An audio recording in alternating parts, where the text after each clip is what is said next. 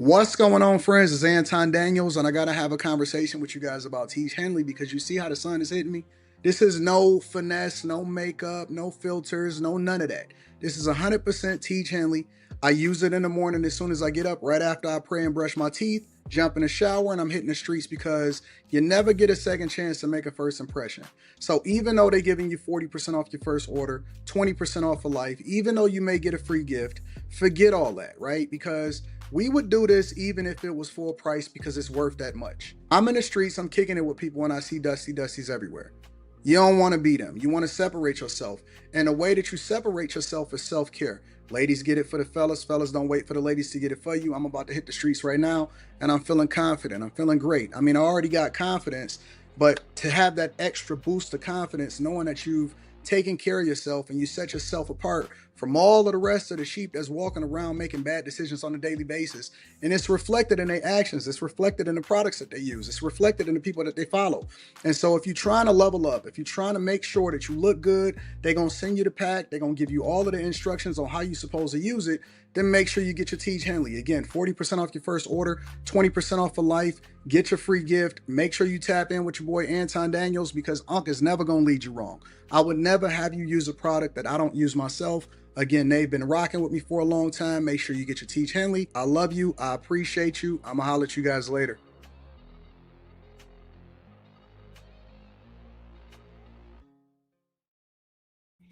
What's going on? Is Anton from AntonDaniels.com. I appreciate you guys for continuing to rock with me. Thank you for tuning in for another edition of the Millionaire Morning Show. I'm your host, Anton Daniels. What up? What up? What up? What up? What up? How y'all feeling today? We in the building. What's up, friends and family? What we got going on? What's the word? Great show last night, as usual. Let me see what's happening in these streets, man. What's going on? Shout out to Mr. Bagby. Just became a bag chaser. Shout out to all of the people. Limited No, Mac, Sia. I got a prostate exam tomorrow. Yes, I do. I have a prostate exam tomorrow. So the one that I had wound up missing because of the traffic, and then I got to get back to it. So yes, I do have a prostate exam tomorrow.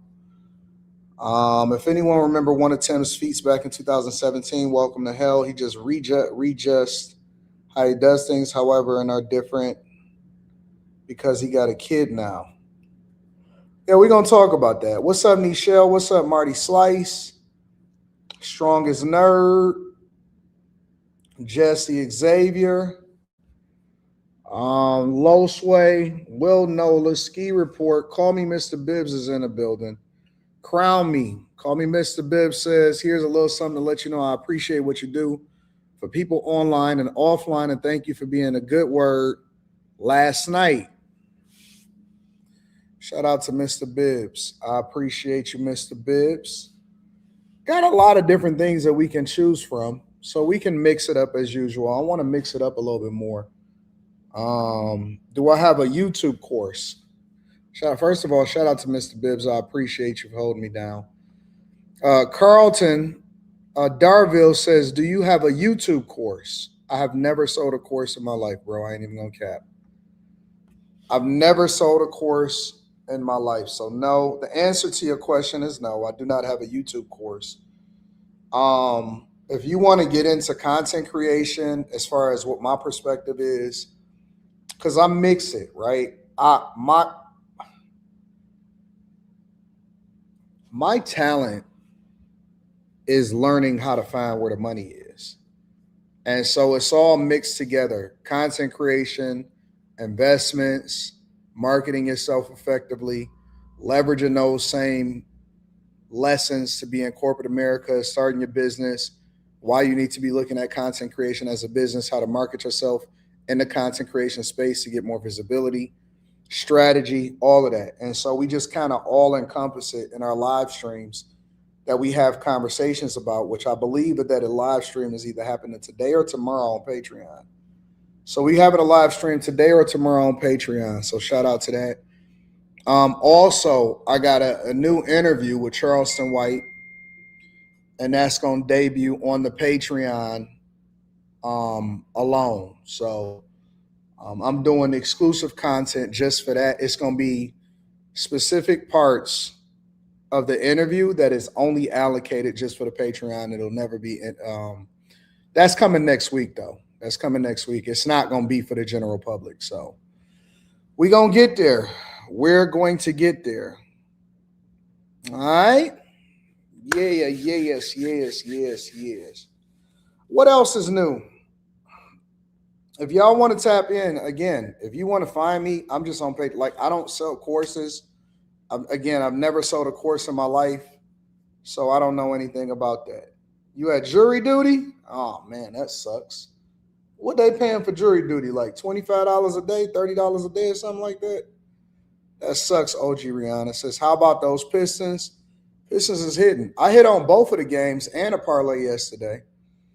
I went 3 for 3, but the parlay was small because it was only for. Actually, I did 2 parlays yesterday. One of them was for the games yesterday and today, so I'm waiting on the games to come out today. But I won on the. It got a little shaky in the beginning because Miami had went up 15-0, but I hit on Orlando and the Knicks yesterday, so we killed all 3 of those. It was a parlay for both of those games together, and we hit on both of those. So that was slapping. That was absolutely slapping. Block party. Yeah, I made a bag. I got a bag yesterday. So, in fact, here, let me see something.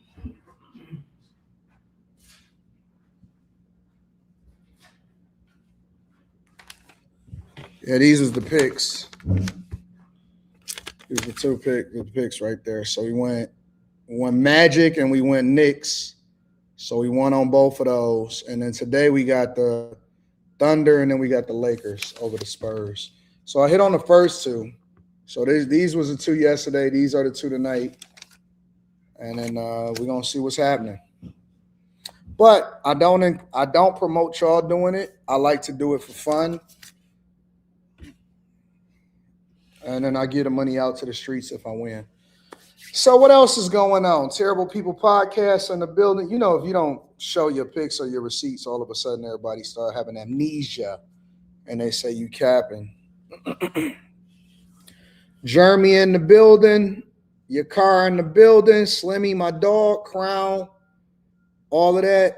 Jeremy says crazy how much we are alike. What street so I can pull up? No, you got a ski mask on. We don't allow for you to pull up around us.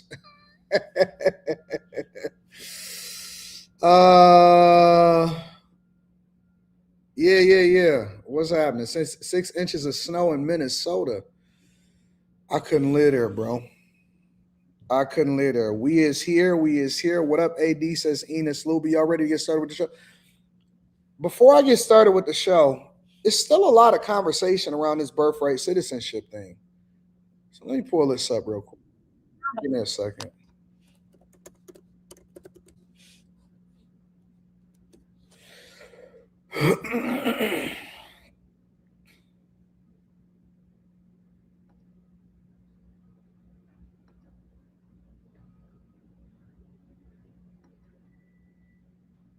That new MSNBC stuff looks stupid, bro.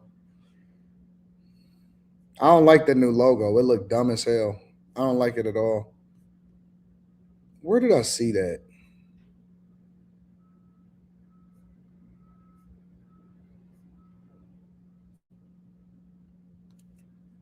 Was it USA Today? Face the Nation?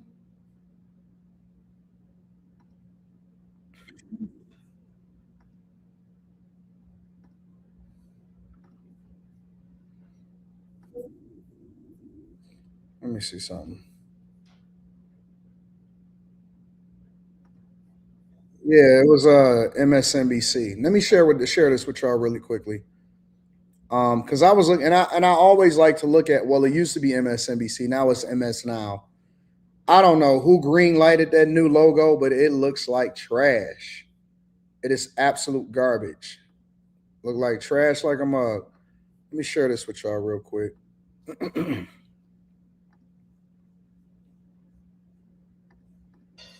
The Supreme Court announced this week it will hear the birthright citizenship case, deciding whether President Trump's executive order to overturn an automatic and fundamental right here in the United States can move forward. Now, the ruling in this case isn't expected until next summer, but it comes after the president asked the high court to take this up in the wake of a lower courts already ruling that rolling back automatic citizenship for anyone born in this country would be unconstitutional. It is really hard to overstate how monumental and chaotic the demise of this right could be across the country. But it all comes amid ongoing documentation of racial profiling in immigration arrests around the country, rising anti-immigrant rhetoric, and growing concern that this case is part of a larger project to redefine who does and doesn't qualify as American. Joining us now is Democratic Congressman Adriano Espaillat, who represents New York's 13th Congressional District. He's also chair of the Congressional Hispanic Caucus. Congressman, it's great to have you back here on the show. Thanks for coming tonight. So look, some legal observers are already getting out ahead of this and saying that they doubt that this Supreme Court, even as aligned with the president as they have been, it will take such a drastic, transformative step. But at the same time, what do you think it says about where we are? That something that is so plainly written into our Constitution is up for question next year.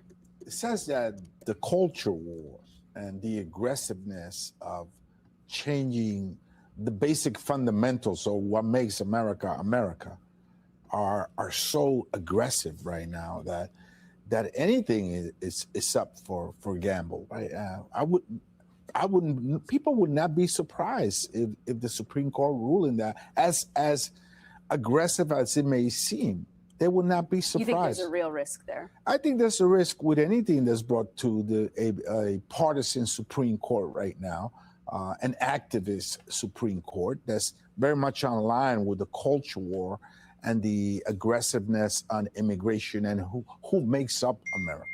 Congressman, I want to read you. As I was listening to this, where all of these people of color are sitting on a panel discussing birthright citizenship, you know what the first thing that came to my mind was? The first thing that came to my mind was, why didn't Obama do anything about this? I kid you not. That's the first thing that came to my mind was, I wonder why Obama never addressed this. Of all of the things that could have been addressed during his presidency, because we know that he didn't do anything for Black people. And I definitely voted for Obama at that time. As a 26-year-old young Black man with a family that expected for you to vote Democrat no matter what, I definitely voted for Obama at the time. Two times. Yes, I did. I voted for Obama 2 times, but I didn't vote for Obama because I thought that he was going to do anything for Black people. No, I wasn't a blackity black, but I definitely was liberal. Not liberal. I definitely voted Democrat because that's what the expectation was. And he was a Black man. And it was the first time that a Black man that was well-spoken, that was being marketed to us. And then George Bush, on top of that, had completely done a mollywhopping on the economy combined with Clinton before him. And so at that time, I was bitter towards Texas white men. I'm bitter towards a Texas white man that just completely messed up the economy and sold off everything. All white men at that time from Arkansas and Texas, y'all was on my hit list. All white men that was from Arkansas and Texas, Bill Clinton and the Bushes, they were definitely on my hit list, bro. Because I said, ain't nothing good that can come from white people if these are the examples that we got. So I went ahead and rolled with the Black man.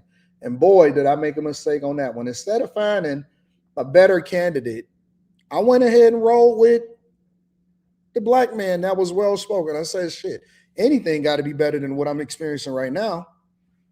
Anything got to be better than what I'm experiencing right now. But I never had any expectations for him to do anything for black people per se. But my whole thing, and I think that most people's thing at that time was economic, because everybody was broke. I mean, broke. 08 broke is a different type of broke. Y'all keep talking about y'all broke right now, talking about the threshold for the poverty line is at $140,000 a year. No. You don't know broke. You don't know broke. You don't know broke until you know 08 broke. You don't know broke. So it was the perfect storm. It was the perfect opportunity for them to slip in Obama. And as I hear this, right, in retrospect, right, as I look back at how things played out and what the expectation is and everything, and the only thing that I can ask myself is, now, black people, I don't know what y'all expected them to do, right? Like, you didn't expect for him to, like, create a black hate law like they did the Asian crime bill or the Asian hate bill. You didn't expect for him to give you reparations or anything, right? I mean, what did y'all think that he was ever going to do? But the one thing that he could have done that was symbolic, especially considering that he was considered the deporter-in-chief at that time, the one thing that I think that he should have taken up, that it took a white man from New York, not a black man from Chicago, a white man from New York, to actually address issues pertaining to black people. Trump is the only president that actually spoke to the plight of black people directly. The only thing that you've seen Biden say was, "You're not black if you don't vote for me." But Trump actually regularly addressed black people directly. He said, listen, your schools is messed up. Yeah, you need to try something different. Now he's revamping the Department of Education. Promises made, promises kept. He said, listen, Trump is the only person that has ever said the word slave. And he said, listen, this was made for slaves. This wasn't even birthright citizenship was a benefit. The 14th Amendment, 12th, 13th, 14th, 15th, all of that kind of sort of addressed what was happening with the black community at the time. But he said, listen, this was meant for slaves. This wasn't meant for all of the rest of y'all. So all of y'all, you Venezuelans, Guatemalans, Chinese, Japanese, Jamaicans, you're Jamaican me crazy, Ghana, Somalians, all the rest of y'all come from these shithole countries. And that's exactly what he said. I'm not cursing, I'm quoting. Y'all coming from these shithole countries, and y'all coming over here and taking advantage of what's happening in the United States of America. He said it directly. So if you're going to look at who actually addressing and taking up things that is meaningful to black people, and then I look on MS Now, which used to be MSNBC, and I look at MS Now, and MS Now is sitting there posturing all of these, because, you know, they revamped it. Let me tell you how fucked up America is, right? Let me tell you how black people got bamboozled. Because this ain't even a white person thing. White people don't have nothing to do with this part. Y'all so dumb in the culture that y'all let them redefine what colored means, so y'all suffered for the word colored. You couldn't go to the bathrooms. You couldn't go in the same restaurants. You couldn't even go and get no Watts only pie. You had to go to a certain colored folks fountain. And then when things got better, y'all let them hijack the word color. So now they say people of color to apply to anything that's not white. Y'all suffer for nothing. Ancestors will be rolling over in their grave looking at how y'all letting people misappropriate the culture for their own benefit. Think about that for a second. I'm not even a blackity black. I believe in rocking with people just purely off of the content of their character. But if we just gonna really get to it, if we just gonna really address the issues and the elephant in the room, y'all should even be trying to section off what the word people of color mean. That shouldn't even be applicable to anybody else. When I used to check on the job application, when you used to actually have to fill out a real job application back in the day, other was designated for anybody that wasn't white or black. It wasn't colored. Hispanic, all of that type of stuff, that was one category. It was not white or not black. It was not people of color, Hispanic, Latino, Asian, or other. None of that shit applied. It was black people, white people, other, or I choose not to say. And so y'all, the word color, colored should be, or people of color, honestly, based off of the historical significance of what happened inside of the United States of America, should be designated for only black people. And you should not be then trying to integrate, but you know what happened? It became a money play. NAACP, who don't do nothing for nobody, needed to make sure that they up their recruitment rates. They no different than the UAW. They're no different than the Teamsters Union. All of these black organizations are only looking for contributors. They're looking for people to pay dues. They're looking for people to continue to put in their pockets so that they can maintain power. They're not interested in helping you. And what black people are going to have to realize, including for Obama, including for all of these liberal networks like MS Now, you're going to have to realize that at some point, you are nothing more than what white people designated you as back during the Atlantic slave trade. They're just doing it differently now. So I'll give you an example. They looked at you as a come up, capitalistic property. They looked at you as somebody that they can sell, breed, and use to continue to enrich themselves on their own plantations. Let me ask you a question. As all of these other groups, as we've navigated through history, when it came to feminism, when it came to diversity, equity, and inclusion that didn't benefit you any, as you continue to be on the Democratic plantation, how has designating yourself as any of these groups been anything more than using you as a prop? When you have aligned with all of these other groups that are now hijacking birthright citizenship, how has that benefited you? You ain't benefited from welfare. You ain't benefited from feminism. You haven't benefited from Democrats. You haven't benefited liberalism. Oh my God, they hijacked y'all, made y'all sons gay, and then they made y'all start to pair with each other, and then they gave you diseases on top of it. They hijacked your neighborhoods, put drugs inside of it, then made you vote Democrat, promising you something was going to happen as a result of it, saddled you with student loans, ruined your households, used you as a prop. You never benefited from diversity, equity, and inclusion. You never benefited from feminism. You didn't benefit from food stamps. You don't benefit from designating yourself as a person of color so that other groups can then benefit from whatever it is that you think that you're going to get. And now you're sitting here fighting for, and I see this black woman on MSNBC sitting there talking about how important it is for you to sit here and advocate for birthright citizenship, which was never supposed to be for any other group in the first place. So when we start to have these conversations, are we really being objective and looking at the truth? Or are y'all sitting here still letting them use you as a pawn while they take advantage of everything that was designated for your ancestors? I'm trying to understand it. If Obama could have did anything, because for some reason, Trump catches all of the flack for doing things that actually is supposed to be for black people.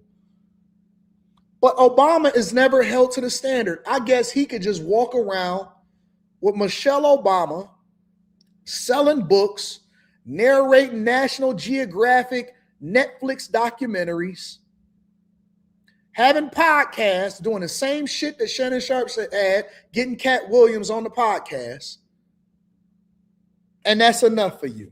All black people have been in this country, self-inflicted, because you have a choice now, has been a pawn, a prop, nothing more. Nothing more. Nothing more.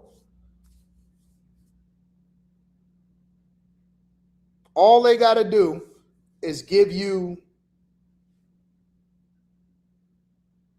a little dial to put in front of your face, to market in front of you how You guys need to stick together. Now we got Asian women sitting here apologizing to black people. Man, get the hell out of here, bro. Get the hell out of here, bro. As a person that don't give a flying fuck about reparations myself, as a person that is staunchly conservative and Republican myself, I will tell you that I am more black and pro-black, and I don't define myself as pro-black, but I think that being pro-black is pro-America than you could ever be as a Democrat, liberal, and a person that continues to align yourself with diversity, equity, and inclusion. You are the enemy because you continue to allow yourself to get finessed. Not even the majority of the people that's on food stamps. But guess who the face of food stamps are? You. Spent your reparations money on all of these baby mamas. If you was going to get reparations, you had to get it when slavery was abolished. You had to get it when they established birthright citizenship. You let them finesse you. It's too late now. You're not going to get no reparations when they $38 trillion in debt. Shit, they got Somalis over there in Minneapolis finessing them out of billions of dollars. You got people over here stamping Zoran Mamdani, and he not even from here. I thought that y'all had some. Y'all got more hate for me for telling you the truth than people that's over there taking your money. Got these big head Somalis telling you what they gonna do, and you ain't gonna do nothing about it. And y'all sitting there, oh my God, we need birthright citizenship for illegal migrants coming into the country, and they should be able to not be born here, become a citizen, and then run for office. And then they're gonna govern your district. They give you a little black hood rat and Jasmine Crockett, and all of a sudden, Hercules, Hercules, Hercules. All of a sudden, you're happy now. You don't even attach yourself to Ben Carson, somebody that is actually accomplished and can speak intelligently towards the issues and has done so much for black people. You don't align yourself with any of the people that are transformative in the black community. Y'all attach yourself to she got to be protected at all costs. She look just like us. Look at her eyelashes. Amazing. Fucking amazing. And this is why the culture will continue to be last, because you hold people accountable that's trying to help you, and you pedestalize the people that are worse for you, that's just basically being used as a prop to keep you on a Democratic plantation. And now we got MSNBC sitting there trying to convince you that birthright citizenship makes the best. Oh man, it's great for you. Roll with it. Gotta definitely get you out of there now. Here's a general rule of thumb. All right. When it comes to politics, business, relationships, money, everything. Remember this. If you don't remember or you don't like anything that I say, remember this. This is the general rule of thumb. Okay. You should never, ever, ever sit here, make TikToks, Instagram videos, advocate for, march into anything with anybody that does not directly benefit you. And if that be the case, help me to understand why you're so staunchly for keeping birthright citizenship, and you are never, ever, ever going to be a beneficiary of it. Why are you fighting for something that will not benefit you? At the end of the day, and I'm going to say that again for you, okay? When it comes to relationships, money, politics, business, everything, spirituality, there has to be a cost-benefit analysis. If it does not directly affect you, your children, or your culture in a positive way, you should never be on the side of it. And if you start going issue by issue and you start at the top, with the Supreme Court addressing birthright citizenship, why are you for it and it doesn't benefit you? It's a very simple test. Man, how does this benefit me? More food stamps. How does this benefit me? Voting this guy in the office like Brandon Johnson. How does this benefit me? Now, if you do a net positive versus a net negative, everybody in Chicago should be absolutely disgusted because your schools are fucked up. The police ain't showing up. They raising your property taxes, and downtown and all of the businesses are removing the jobs, and it's costing you more every day to live there with no net benefit and no benefit in the future for your children.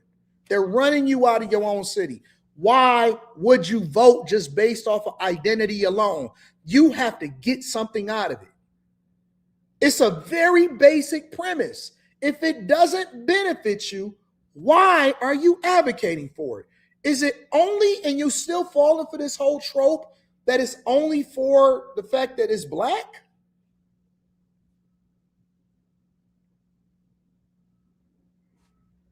That's the very basic premise for making a decision for anything that you do.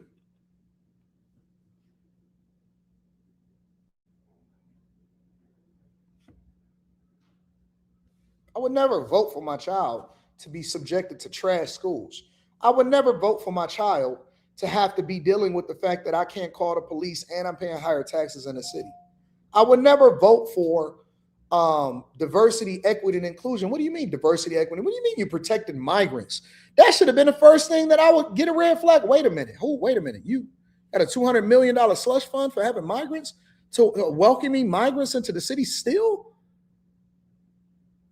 Y'all should literally just be, I would be pissed. I would be pissed. Absolutely going crazy.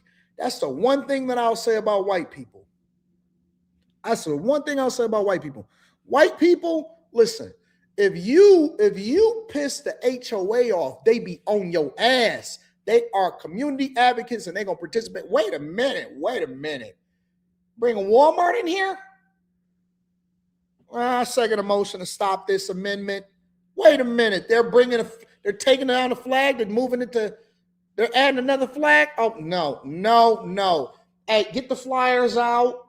Let's go ahead and get the flyers out. Let's make a movement and an amendment, and we got to show up. We're going to show up. Wait a minute. Is there an amendment in the HOA to allow for grass to be a half-inch higher? Oh, no. I promise to God, I had a dumpster go out to one of my properties, and because they was gutting the inside of the property out and they was taking it. I got contacted immediately. I'm sorry. Dumpsters are only supposed to be yay high, 1.5 times the average height above you. If it's anything higher, then we have to get a permit for that. We love what you're doing to the house. Should we help you with the permitting process, or do you want us to give you some grace period to make sure that we get that dumpster out of there? Fuck around. They be on it.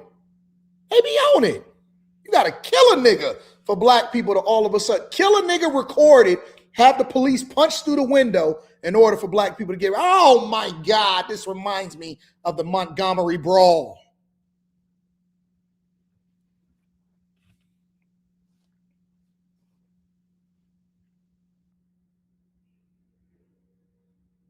Then the powers that be like, wait a minute. Get a little too smart, get a little bit too informed. We haven't had anything happen in a while. Let's get a Diddy documentary out there. Let's get 50 on Good Morning America. Get it promoted. That's going to distract them. That's going to keep them busy for at least a month and a half. Yeah, it'll keep them busy for a month and a half. Don't worry about it. Give them Diddy. What's going on over there? What? It's starting to pay attention to birthright citizenship. What do we got on the docket here? Let's see. We got academics, Mano, Jim Jones argue over fashion. Put that out there. Push that into the algorithm. Now that'll keep them distracted for at least another 2 weeks until we figure it out. No. What? Wait a minute. We got a big issue, a big voting issue coming up. No. We got some legislators over there. How do we keep the voter turnout rate really low and convince them that their vote means nothing? Okay, wait a minute. Let me get it. Candy Burris, Todd,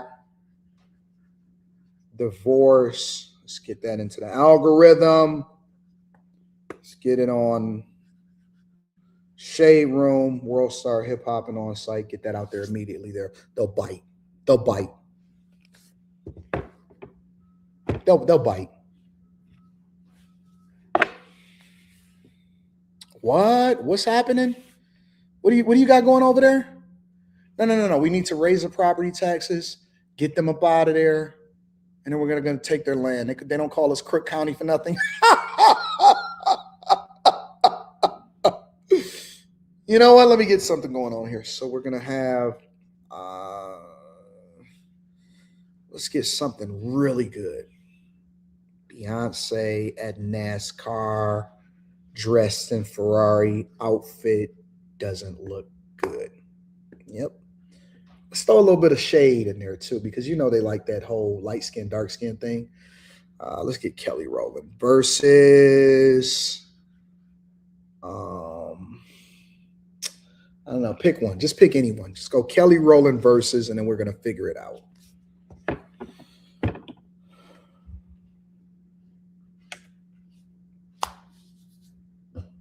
Then niggas be like, oh, I can't believe it. What? Dumb motherfuckers. Dumb. Yeah, no. They're getting onto Obama. They're getting onto the Obamas a little bit too much. No. We need Obama because listen. He's pushing things that we need to get through. And I don't really give a fuck about how bad it does their community. AIDS rate? No, fuck that. They don't need no condoms. Chlamydia is up in Houston and Atlanta. Just tell him it's the Black Wakanda. Where's Killer Mike at? Can we get Killer Mike on the show? Have him on a Good Morning America. Cool. No. They're on to the Obamas. You know what? I have the perfect thing. Michelle Obama, Craig Robinson, Cat Williams. Can I get a raise?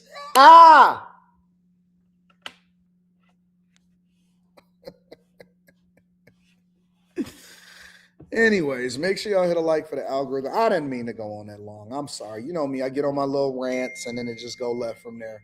Make sure you guys hit a like for the algorithm, subscribe to the channel, and turn on your notifications. What we got going on here, guys? Good God.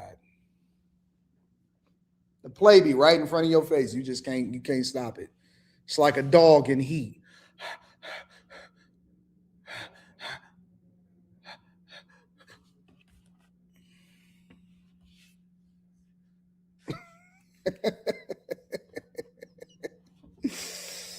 Let me read some of these super chats. Let's get to the cash apps and let's get the show started for real. Just some thoughts that I be having on my own. He can say it when it's convenient. Says Abe the Hunter, when they bring reparations, it's an issue. Man, y'all not getting reparations. Red Cup Podcast, Mika says, the past 70 years, Black people have fought tirelessly for non-inheritable, affordable housing, welfare, and any government-provided assistance is wild. Shout out to Mika. Senor Fresco, LA says, birthright citizenship is why you see so many Americans flying foreign flags in America. It's a Trojan horse. Do y'all know what a Trojan horse is? Go and watch Troy. Go watch Troy and learn how Troy was taken over. Just go. Nichelle says voting for internationally born, war-torn, traumatized people because they are victims of foreign conflict is the deepest form of ignorance and self-hate. Political trauma bonding is ending us. Rashawn says, what's a good idea? I sent an email to you this morning regarding Jamal Green's video. Jamal Green, ain't that the dude in Chicago? He's willing to go on anyone's platform to discuss the truth behind Mayor Johnson's budget plan. Do y'all want to see Jamal Green on the platform? I know he ran for mayor of Chicago or something like that, right? I did a review video to him before when they had the situation where when they had the situation where the raid, it was a raid. Let me see what's going on over here. My restaurant center one rule. I'll get into that in a little bit. Y'all said no, we good. They don't want it. The people said they don't want it. That's what the people said. Let me acknowledge the Cash Apps real quick. Shout out to Mike That Dude. I appreciate you. Thank you, Mike That Dude. I'm always going to acknowledge you, bro. And Spencer Campbell. Shout out to Spencer Campbell. All right. Dang, Wednesdays are so weird because I don't have a scheduled live stream tonight. You know, I think I might do we're gonna do the Patreon live stream tomorrow.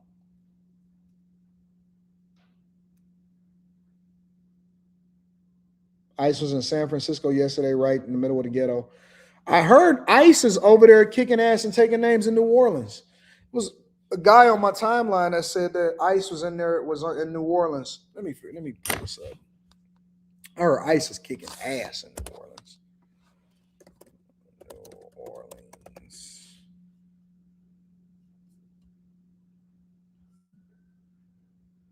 Large-scale immigration crackdown in New Orleans is entering its second week. DHS says the operation is targeting, quote, criminal illegal aliens, but some residents say they are being stopped regardless of immigration status. And some local leaders say they are being left in the dark. CBS News reporter Katie Weiss is live from New Orleans. So, Katie, let's talk about the scale of the arrests so far. What are you seeing?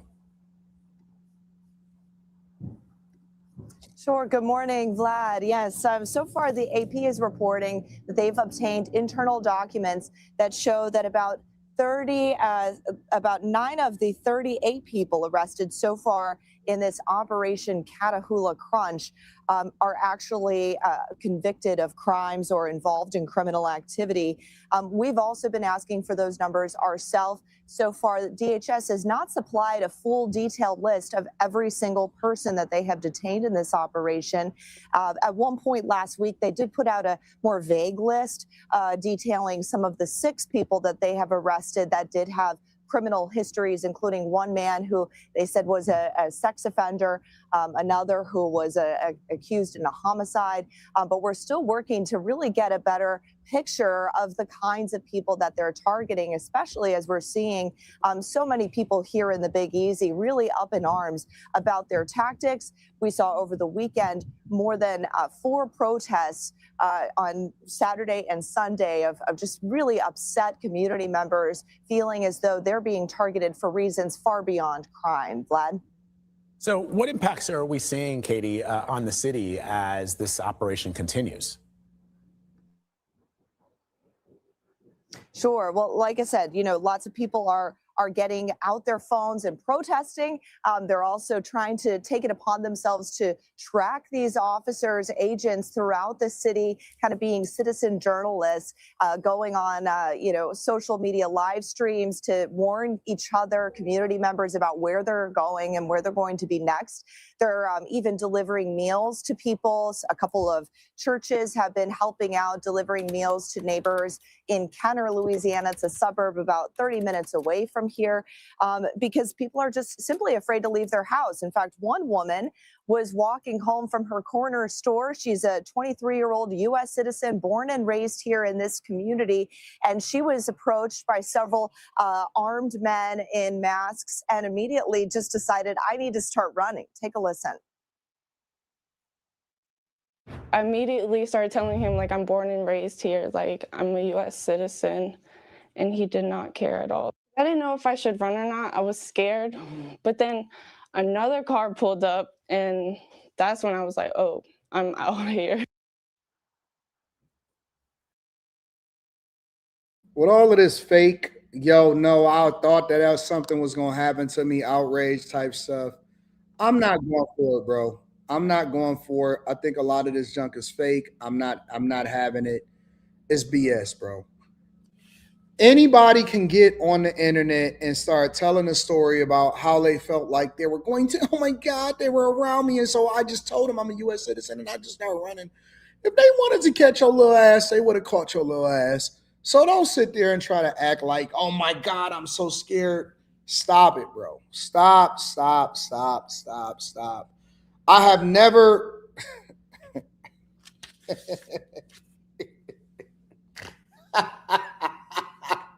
Oh my God. I was running. I said, I'm a U.S. citizen. And I didn't know this. I just started running and I got away. What? What are you talking about? Come on, bro. Come on. This y'all are y'all going for this? I just want to know if y'all going for this.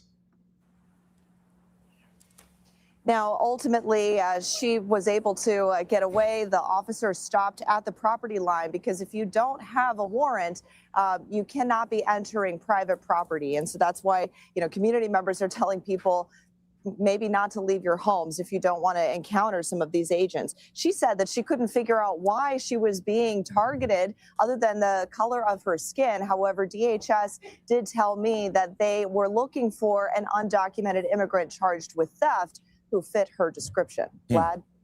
You fit the description, baby. You fit the description. It's funny because I was listening to this guy right here, which is so ironic to me how we're having this conversation, because I was listening to this guy and I'm a plan for you guys. And he's down there in New Orleans, Nowlands. He's over there in Louisiana.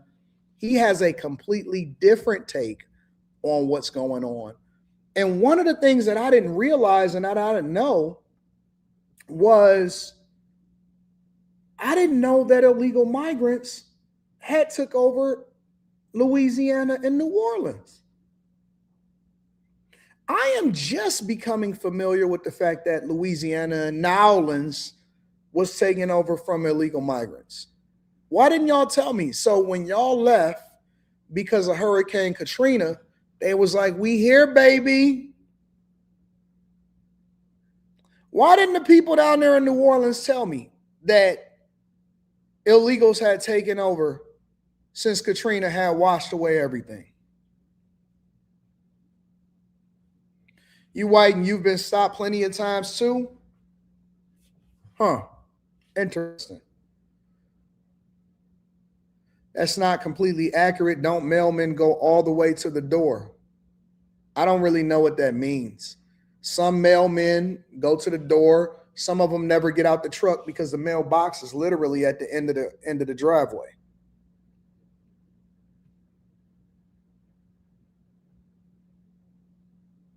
What does that mean? This is what this guy had to say. Had ICE and DHS down in Louisiana for about a week now, and as a business owner, I've been running my own construction company since I was 18 years old. I'm 27 now. We do paint and roofing, drywall, tile, ceramics, trim, molding, carpentry, flooring, concrete, a little bit of everything. I'm seeing firsthand just the shockwave them boys are sending across the state. No immigrants want to go to work. None of them want to even ride in a truck like mine with a ladder rack on it. And it is so amazing. I've gotten more calls in the last week than I've gotten in the last 3 months. I got 20 calls in one day. GC scrambling to try and finish projects halfway through these. So a GC, because I know we got a lot of ladies that watch the show, is a general contractor. They are the people that oversee the construction of large sites, small sites, homes, buildings, new construction. A general contractor is a person that schedules all of the different subcontractors to do a lot of the work, right? Roofers, excavators, carpentry, whatever it is that's happening at that property from another professional coming in, electricians, plumbers, anything that you can think of. A general contractor is kind of the person that oversees everything that's happening at a construction site. Guys not showing up to work, starting projects. Landlords, you know how a landlord always has, their go-to guy they call. The boys ain't showing up to do nothing. And this just shows you how bad the problem is down here in Louisiana. Right. I mean, we got a population in our whole state that's like the size of LA County. Genuinely, in our whole state. And they have filled this place like no other. And I've got to see through the presidencies, We had our little heyday with Trump's first go round, 99 cents a gallon gas. Even with the immigrants here, shit was still amazing. They weren't pushing like they are right now. Joe Biden got into office, he really fucked my industry bad. To the point where the only people that are lining their pockets are the GCs that are hiring these guys. Because it's the only way. I mean, shit, you send in a proposal, all you know, my last name is Flores. Let me start there before people start calling me racist. I'm just speaking the truth. You send a proposal in and you have one that's like half the price of that. 90% of the time, they're going to go with that cheap one. And that's how it's been down here in Louisiana. It's just everybody competing to get the bottom. You're right. And that's what they said, such a lady. They said, but they're doing the jobs that y'all don't want. That's not true. That's not true. If Democrats ever wanted to solve, because you see the Bernie Sanders, you see the Zoran Mamdanis, you see all of these people, right? And if Democrats ever wanted to solve, I was talking to my guy the day before yesterday, and he's a security guard. He's a security guard at MGM, right? And he said, Anton, I don't know what's wrong with these young people. I said, what do you mean you don't know what's wrong with the young people? What are they doing? He said, we hire them. We get them in there. They come in by droves. He said, they don't want to work. He said, they're lazy. They don't want to work. He said, our jobs are easy. He said, 99% of the time, you ain't got nothing going on except you go into the cage to get a fill, to put it back on the table or whatever, to refill the chips and stuff like that. We just kind of chill, roam around. He said they got good benefits. He said, man, I don't know what he said. He said, is it what the prescription will be $1,200, $1,700 or something like that? He said, man, I love my job. He said, because my benefits for whatever it would be, the job, take care of the benefits, the prescription, I only pay $40 for my wife's prescription. And otherwise, I don't remember if he said 12 or 1,700. He said it would be 1,700. He said, man, they don't want to work, bro. He said, I don't understand why they don't want to work. They get in here and then they say, oh, no, I can't be working on 9 to 5. And then they quit right away. There's a combination of laziness. And then there's the other combination of getting priced out. Because if the Bernie Sanders and all of these other people truly wanted a livable wage, then they would get the illegal migrants out of here. And one of the things that I think that we need to start doing is we need to start holding these companies accountable, not paying a livable wage, because the market, the beautiful thing about capitalism is the market dictates itself when you actually make sure that the market is running correctly. You can't let these companies hire illegal migrants, drive down the prices of what it actually would pay a regular worker, and then drive down the demand for the job itself. You need to innovate by getting people that are not supposed to be here off the rolls. Because as a general contractor, and I don't hire people based off of the lowest price, I hire people based off of the best job, because I know that the job pays for itself as long as I get the best product, right? As a general contractor, if he puts out bids and he says, hey, listen, I need this plumber or this plumber, or I need this plumbing job done, and then this person comes in way below market because they don't have to pay people, or they can pay people under the table that's used to making $5 a day or used to making $10 a day where they come from. And so now they only got to pay them $6 an hour, $7 an hour, $8 an hour under the table. What do you think that does to the market? If you can get these truck drivers that's going to drive all day, break the law, put their life on the line, and kill people if they run into somebody, to just go out there and they don't know no English, they can't read no signs, and you have to pay them, and you can pay them way below market. What do you think that it does to the economy? See, people only focus on, but is it cheap? Is it cheap? Because you selfish fucking bitch. You selfish, funky bitch. The only thing you care about is yourself. And see, that's the thing. It's all hypocritical. They'll sit there and say, well, these companies, we got to put a lot more skin in the game, pay a livable wage. But you don't want to actually hold them accountable for hiring illegals and getting these motherfuckers out of here. Well, wait a minute. But at the same time, we need them because they're going to do the jobs that we don't do. So are you going to pay them a livable wage, or are they going to do the jobs that y'all don't want to do? Which one is it? You can't have both. You can't have both. You can't on one hand say, well, we need to hire them basically as serfs. Serfs are generally slaves. We need to hire them to do the jobs that we don't want to do. Well, wait a minute, we're going to protest Starbucks to pay a livable wage. Which one is it? You can't have both. You can't have both. You got to pick a side. So now you have real people that they don't want to highlight. They bury this type of content. You got real people that's saying, man, listen, since ICE came in New Orleans, business is booming. Demand is up. General contractors have to pay the right wages. They got to do the right thing. I'm able to feed my family. Life is good now. I'm talking roofing. They want to pay $60 and $80 a square for tear off and reinstallation. And I'm like, fuck that. These people still trying to call around to try and find that at that price. You're never going to find that shit. I think $150 a square for a walkable tear off and reinstallation is cheap. Cheap! $2 a square for non-walkable is cheap. Without materials. Y'all are crazy. And I'm so happy. Things are about to get better. GC's going to have to start paying up. Everything's about to get realistic. These people are like, oh, we got them on all these positions. We got all these immigrants working in assisted facilities. Them motherfuckers make bank. You don't think they can pay an American to work? They don't want to. What about the farming industry? It's the same shit. It's billion-dollar companies. The fruit industry. People are like, we're not going to have orange juice. Bullshit.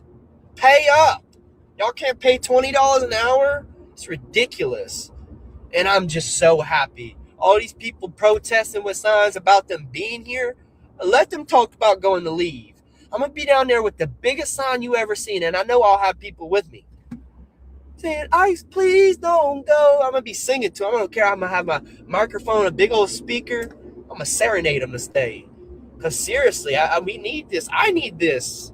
I got 3 kids, and I know I speak for so many people who are in that same line of business that I'm in and has just gotten tore apart by these people that don't even want to be here. They don't want to stay here. They want to build their 5-6 bedroom ranch house back home, send money to take care of their wife's family and their family while they're able to still take care of themselves over here. Yeah. Where can we go to make 100 to 50 to 100x a day? Most of these cats I talk to, what they would make back home was $5 a day in like a Red Bull, $5 a day in a Monster Energy. The foreman's making $10 a day. Where can we go to make 50 to 100x a day and send shit back where we live to build a 5-6 bedroom house? Most of you motherfuckers got a big ass piece of land. It's not fair. And anybody who thinks to say it's fair and they deserve to be here, you cannot be an American. You cannot have that blood going through your veins. He's absolutely right.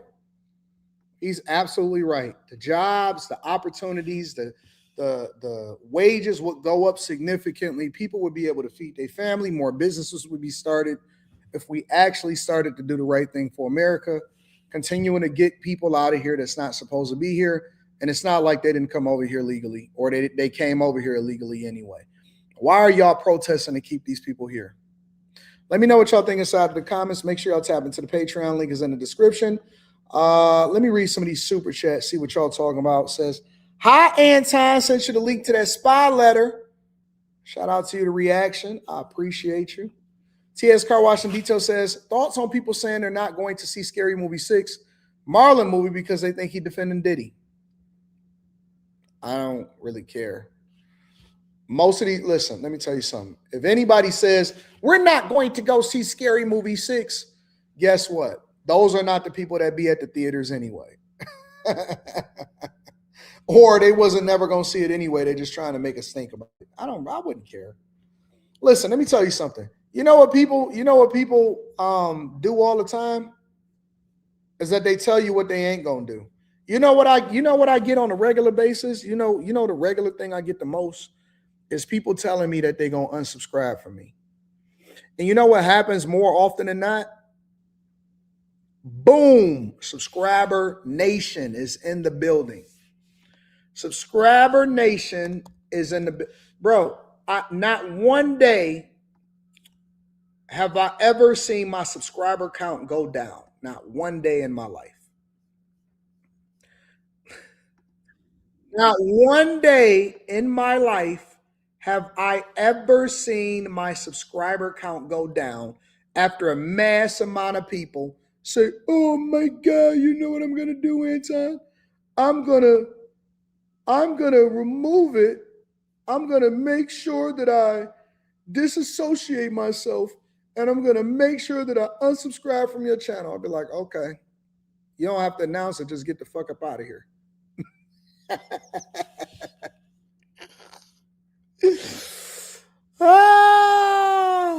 You ain't got to announce it, just get out of here.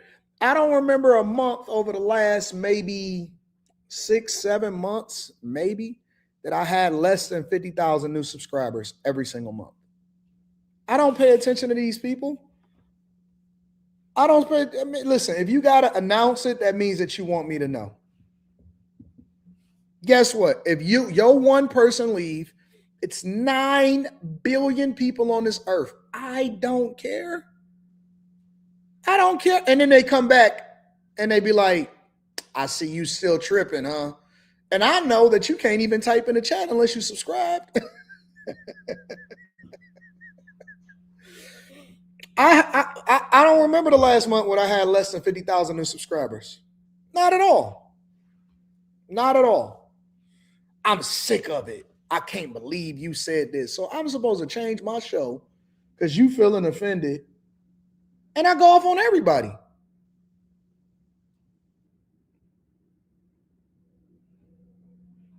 I go off on everybody.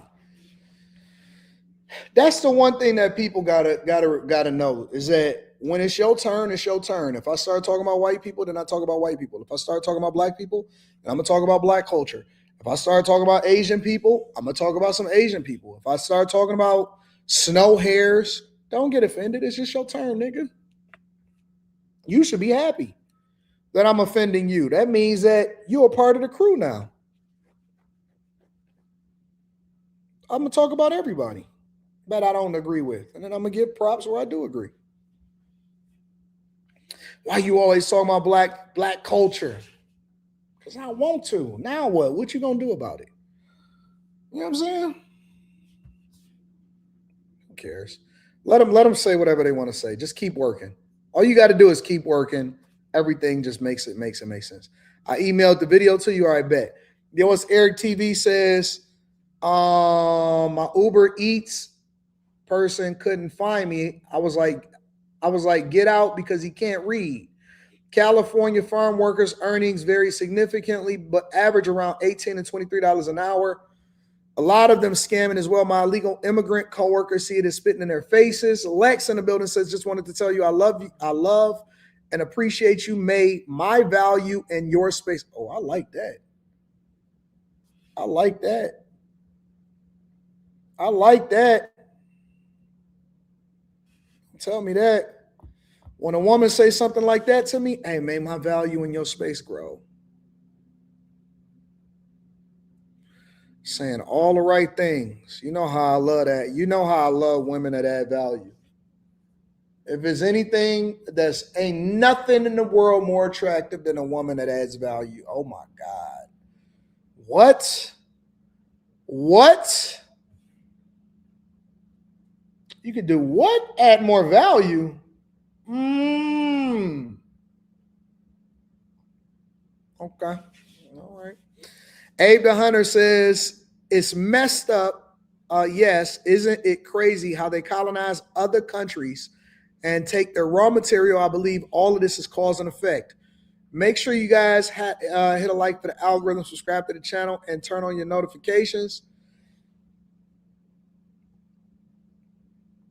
Mel Love says Anton has a praise kink. That is the number one misconception about Anton from AntonDaniels.com. I do not have a praise kink, okay? I have a get to this money kink. You know what I'm saying? And guess what? There's a lot of people that can relate to that shit. I got to get to this money kink. I don't know where y'all got, like, listen, I know y'all heard Kim say that, Anton, you got a praise king. No, I like it when people say, hey, listen, I'm going to add value into your life, right? That mean that we about to get some money together. That's what that mean to me. Wait a minute. Wait, you going to make my life easier so I can go get some more money? Wait a minute. You going to free up some stuff from me? You going to hold me down? You going to ensure that I feel good about this whole situation so that I'm in the right mindset? Fuck the praising. I like it when people say the thing that they're already doing. The confirmation of it is dope. I'm trying to get this money. I don't know what you talking about. Fuck a praise. Man, let me tell you something. I'm 43 years old. I'm a grown man. I done been on this earth too long to only be listening to empty value.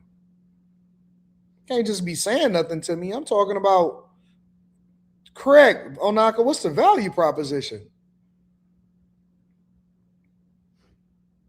Fuck is y'all talking about? I don't care nothing about no praise king.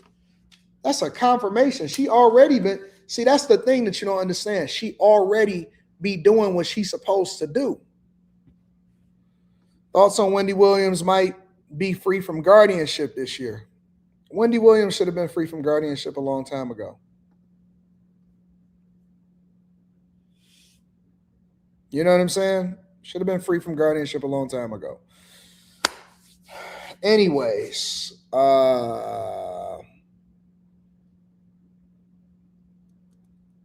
thank you, Big Kim. I appreciate you. My life is great. My life is good. My life is absolutely incredible, and I love it, and I'm appreciative, and I love God for it, and I think that it's awesome. Let me see if I can figure out this Tim Pool stuff real quick. I'm gonna pull that video up.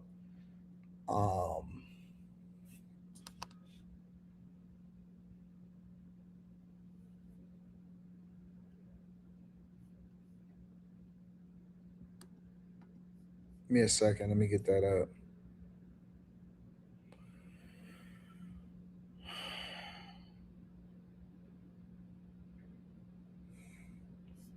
You know what else I'm starting to see? I'm starting to see a lot of realtor women that's finessing. They want you to see their ass, all of that stuff. Need a spontaneous call-in show like a few weeks ago, boss. Yeah, but I got to actually have something that we talk about. I don't want to just have people call in for the sake of calling in. It has to be something that's meaningful. Have y'all seen this lately? Hold on.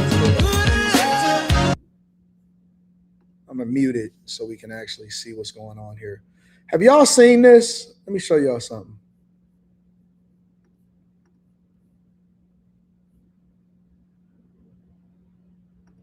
Women that be like, hey, listen, this is what's basically what's happening a lot of times on a lot of these videos now is there's a lot of women that are basically like they be realtors or they be cooks or stuff like that, and they be like, would you buy this house for $240,000 over in Baltimore? And then they'll start to walk forward, and then they basically like showing how fine they are. They show how shapely they are, and so that's basically what's happening. If you go over to the comments, let me go into the comments. Oh, let me see if I can get out here.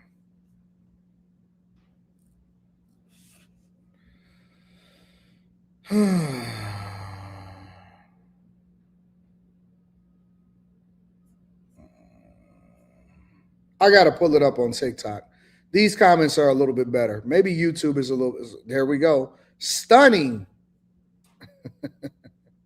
But most of the time it'll be like a realtor, and they showing how shapely they are, and they walking through and all of this stuff. And I'm not mad at it. I think you should hustle. I ain't mad at it at all. I think you should absolutely hustle and go and get it. Use what you got to get what you want, baby girl. But it's a thing. It's a thing. Anyways, let me not get distracted. I want to pull up this Tim Pool situation. Oh, shoot. I'll close it out. Hold on.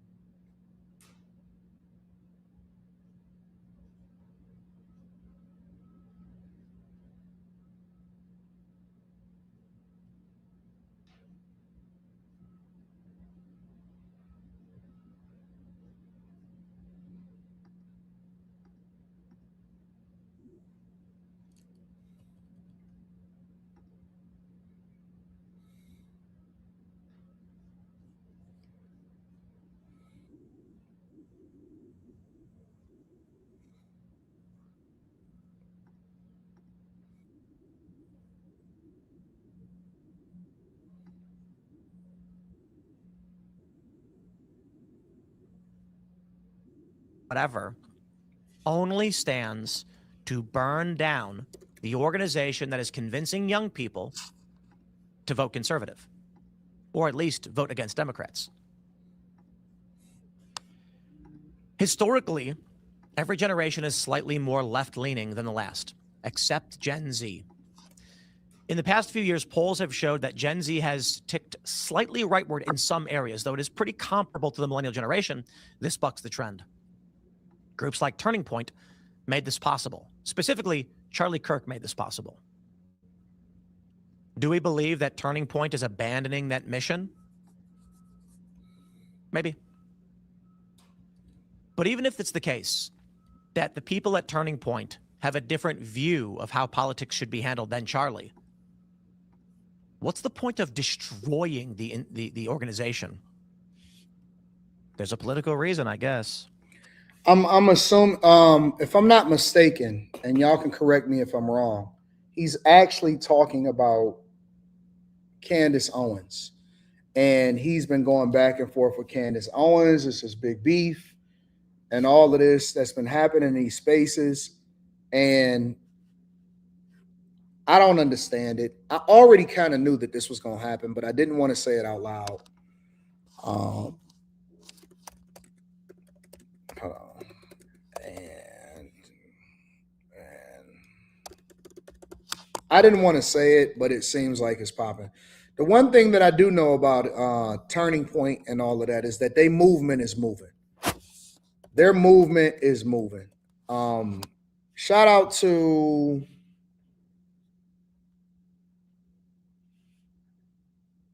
Tamara. Shout out to Tamara. Tamara, she was on my panel a couple times, and then she came on after hours. She had hit me up yesterday, and she asked me if I was going to AM Fest or AmFest in Arizona. And I was like, no, I don't think I'm going to go. And she was like, yeah, I think I'm going to go, whatever. And I said, so what's happening with it? And she said, oh, the tickets is crazy. It's sold out. You say TPUSA is done? No, it's not. It's not. If you even go to AM Fest and you go to register, which it is December 18th through the 21st, it's completely sold out. It's completely sold out. You cannot even get a ticket. They moving. So maybe you just not in the spheres or you're not aware of what's going on. But they have the who's who of speakers. They have people hitting me up all the time talking about how they going. And so if you're sitting here because, and I don't expect for you to truly understand because you're not of that culture, obviously. And if it's not popular as far as D.L. Hughley talking about it, then you would never be able to hear about it. So you don't really know what's going on over there in Turning Point and how they continuing to blow up on college campuses and all of that type of stuff. It's absolutely positively moving. So there's been a lot of infighting on the conservative side with all of the people that are basically having visibility, having a platform. I've seen infighting and going back and forth with Candace Owens and Tim Pool. And I've heard Brandon Tatum, Officer Tatum, having some infighting. I've seen people going back and forth and threats and all of this stuff. And I don't understand it, right? I just can't understand it. I don't understand how everything was moving. Everything was, because it was a little bit of a feud and a little bit of a button between the different people that was on the conservative side. But I don't understand it because it was like right after Charlie Kirk died, people started getting pissed off and they was arguing back and forth about who was his friend and who wasn't his friend and who's doing this and who's doing that. And I was like, how did y'all get to this point? As conservative and as smart as most of y'all are, as conservative and as smart as I think that most of y'all are, how are y'all getting to the point to where y'all sitting here infighting when it's a lot of money to be made, it's a lot of opportunity, it's a lot of people that you need to turn back over to God, it's a lot of people that we need to change lives, we need to continue to focus power on keeping the country conservative so that we can eventually turn the tide of the culture back to what it used to be. And people are sitting there fighting. Got people's houses getting shot up. I said, what is this? The streets, is this rap? Is this rap? So I stay away from it for the most part. I do my own thing. I focus on what I got going on, and I just don't get caught up in none of that shit. Honestly, bro. I don't care. I genuinely don't care. I like addressing the issues and talking about popular culture from a conservative perspective, and that's what I need to do. I'm not going to sit here and I'm not interested in going back and forth with them. I'm saying Megyn Kelly get mad at this person and all of that, and it's like, shit is so dumb. It's so dumb. Why would I distract myself unless it's a play and unless people getting money from beefing with each other? That's a possibility too. But it's like ever since Charlie Kirk died, it's like a fight over who's his friend and what's the vision for the company. Okay, I got you. So where does it leave us? We have 2 weeks left in the year before we go on our Christmas hiatus. You know, I'm not a big fan of any kind of hiatus. I would prefer just to work. But it is taxing. It is grueling, of course. And there's a lot of infrastructure here that requires me to work all day, every day, Monday to Friday, with some extra work on the weekends, usually meetings. And I'm probably going to have a stroke. My health's actually pretty good. My blood pressure is great. Mika, did I see Angela and Crystal? Who is Angela and Crystal? You got to fill me in. Resting heart rate is actually around 45. I exercise quite a bit. Haven't been able to skate in the past month or two, the holidays, and But we have to have these conversations, and I have been with the people, our contractors, people we work with, our vendors, partners. And one thing is clear: the violence will get worse. It is going to escalate. We cannot keep going. Now remember, Tim Pool's house recently, according to what he's saying, recently got shot up, and he's saying that he's spending so much money on security and all of this type of stuff. It may be that, as we described after the assassination of Charlie Kirk and the threat to come and shoot up our studio and our workplace, we asked, at what point do we say we can't do this anymore? The cost of running. Somebody said it's a power vacuum and everybody's trying to take Charlie Kirk's spot. You know what I've learned, and being in this game and seeing several people pass in different spaces, whether you want to say the political space, the relationship space, the cultural space, whatever. I've seen a lot of people ascend to the highest of highs. And when they pass, for whatever reason that they pass, there's always this thing of who's going to take their spot. And I'm going to say it like this, the same way that I said it when Kevin Samuels passed. There is nobody to take anybody's spot. The only thing that you can do is to continue to be authentically you. The only thing that you can do is to continue. When Kev passed, it was like, who's going to take the mantle? Who's going to be the first person to pass 1 million subscribers? Who's going to be the first person to take his relationship spot? Kevin. It's like, nobody should be trying to do what Kev did. Kev was uniquely him. Charlie Kirk is uniquely him.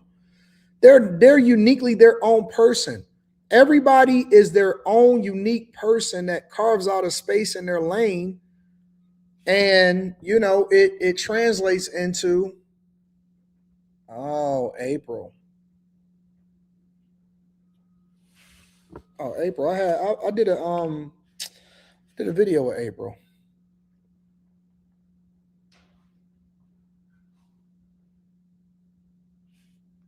I don't understand this.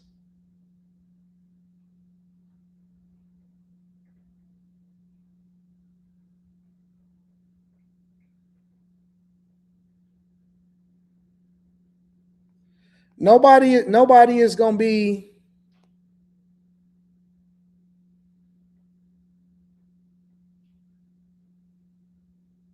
Nobody is gonna be new to it. Everybody is their own person.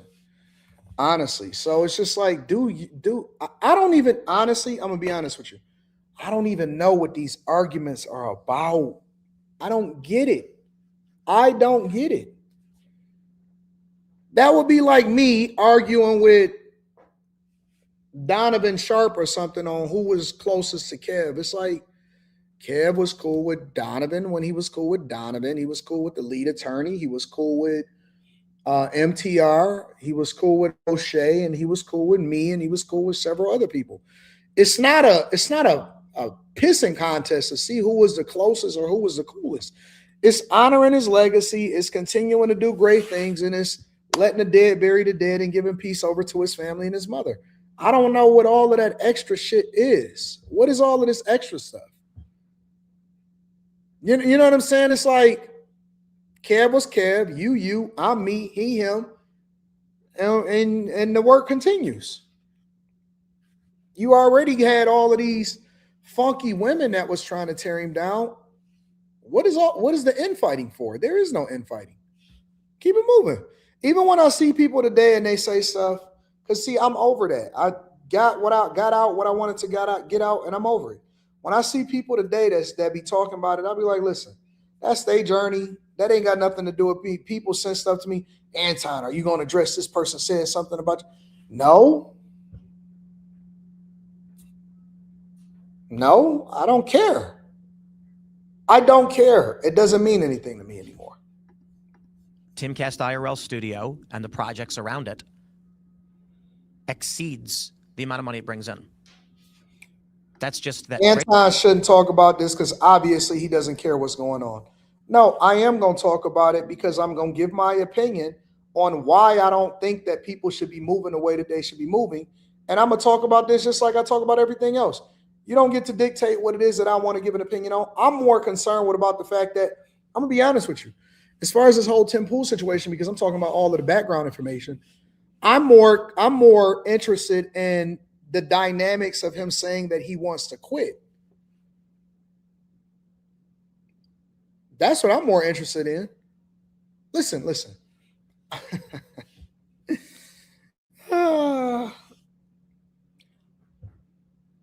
I'm not friends with any of these people.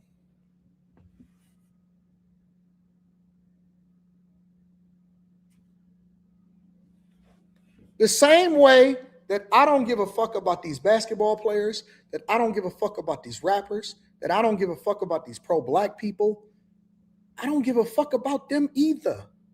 Now, we may see eye to eye on some things or we may not, but I'm not friends with these people. I'm friends with who I'm friends with, and I'm not friends with who I'm not friends with. So we may have similar political ideologies. That don't mean that I'm friends with these people. I'm not trying to be, man, I'm a grown fucking man with a family and my own group and my bag chasers that run this shit. I don't need friends. I don't need no new friends. I got my panel. I got my Carries. I got my Mikas. I got my Q Diddies. I got Slimmy. I got a whole group of people. I got my whole city that support me. I am not trying to be in the in crowd. I don't give a fuck about what nobody doing. Now, we may not necessarily care about Democrats or being on the Democrat plantation, but I'm not about to sit here and insert myself in some shit that ain't got nothing to do with me. For what? Let them fight it out. I'm going to react to it and have a good time, and then I'm going to move on and talk about the stuff that I want to talk about. But for whatever reason, y'all think that there needs to be some kind of allegiance to people just because y'all may agree on a specific issue. There does not have to be. And that's what makes me special, because I don't give a flying fuck. I'm trying to understand why he's saying that he quitting, because there's too much money in this shit. And let's be clear, if it wasn't no more money on the internet, I would be gone tomorrow. Making point, isn't it, for any business? If you need $100 to, run your restaurant, but you're only bringing 90, you go out of business. The issue? The cost isn't cameras or lights. The cost is security because of the escalation. And let me also say this, because I'm going to finish playing what he got to say. The benefit in that is that I could be objective. That's the benefit in not having alliances and allegiance and having to bow your head to the will.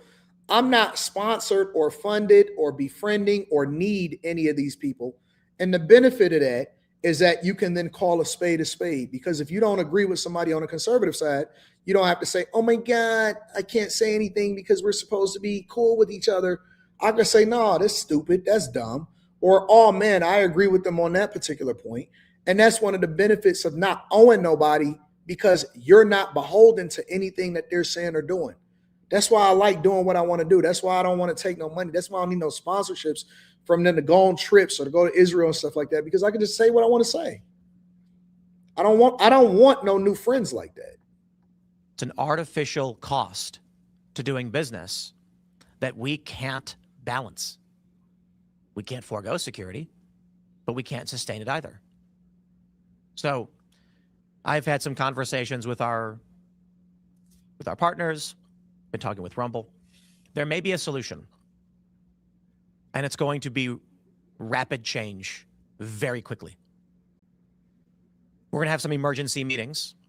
We've already had emergency meetings for obvious reasons. And there is a possibility that the 19th is the last episode of Timcast IRL. We are doing everything we can to make sure that's not going to be the case.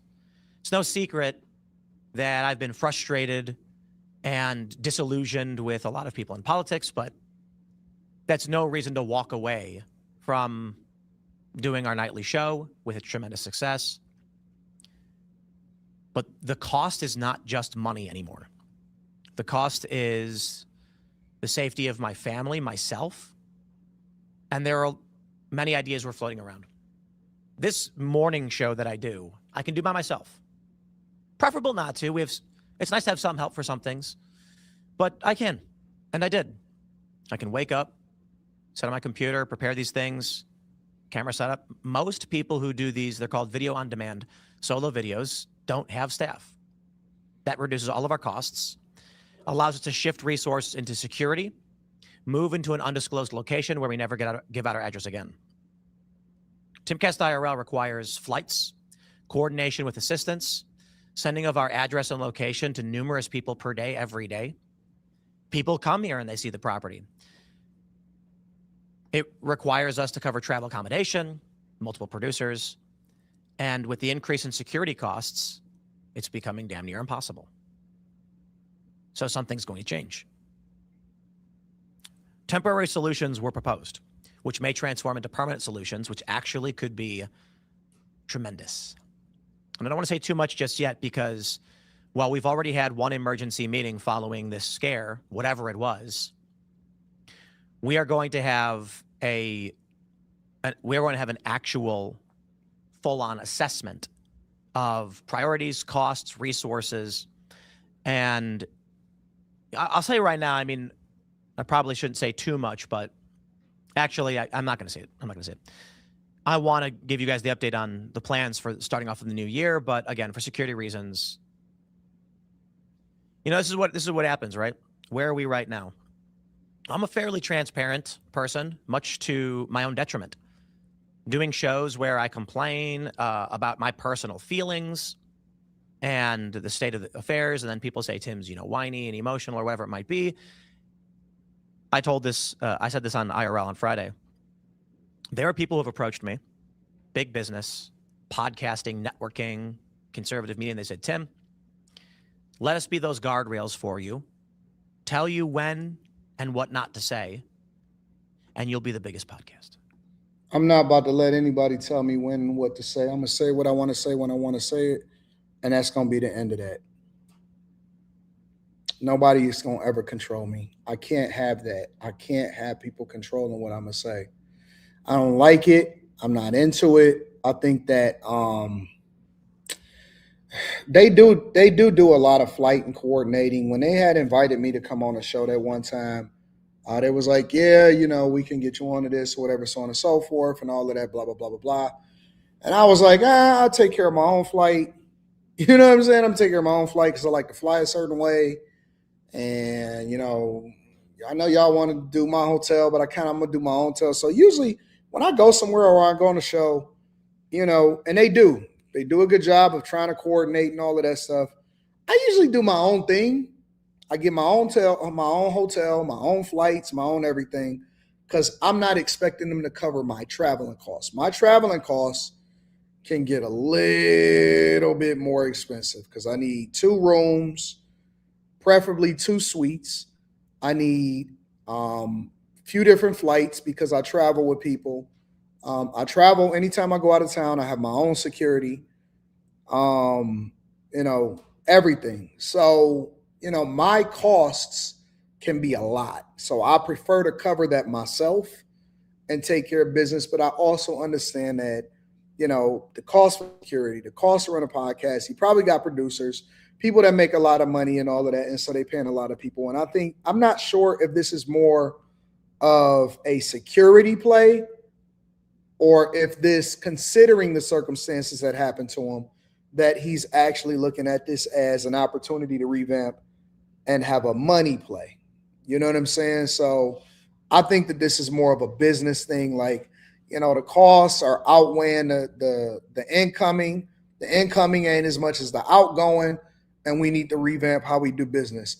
Do I think that he's going to quit?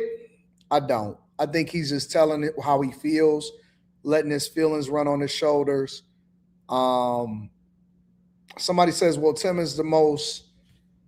Say Tim is still top 3 most super chatted and most viewed live stream in America. Doesn't mean anything if you don't have your business together. If you listen, I don't care how much revenue you bring in. I don't care about revenue. The only thing I care about is profit. Walmart generates billions and billions and billions of dollars in revenue, and then they may generate $100 billion in revenue, and then they only have a 1 to 2% profit margin.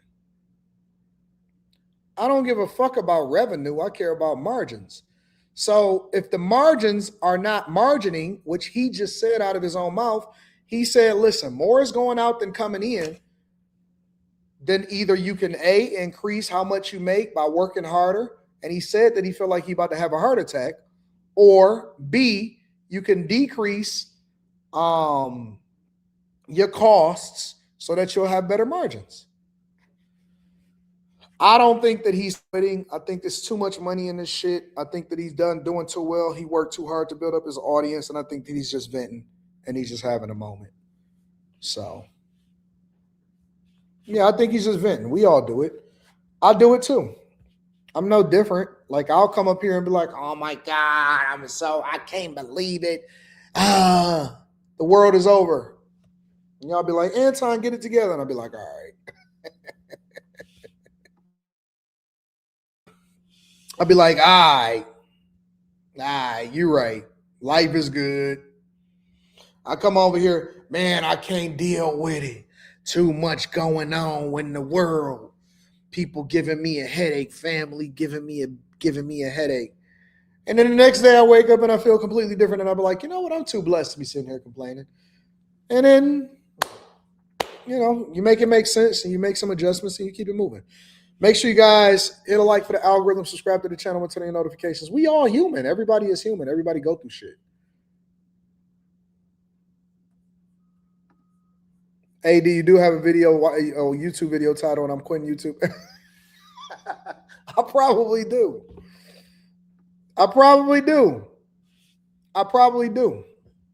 So there it is.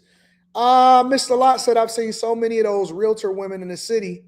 It is insane. Yeah, becoming a female realtor is a new finesse. Queen, what up, Queen? Says, my brother, did you see Nick Fuentes saying that he believed all black people should be in prison?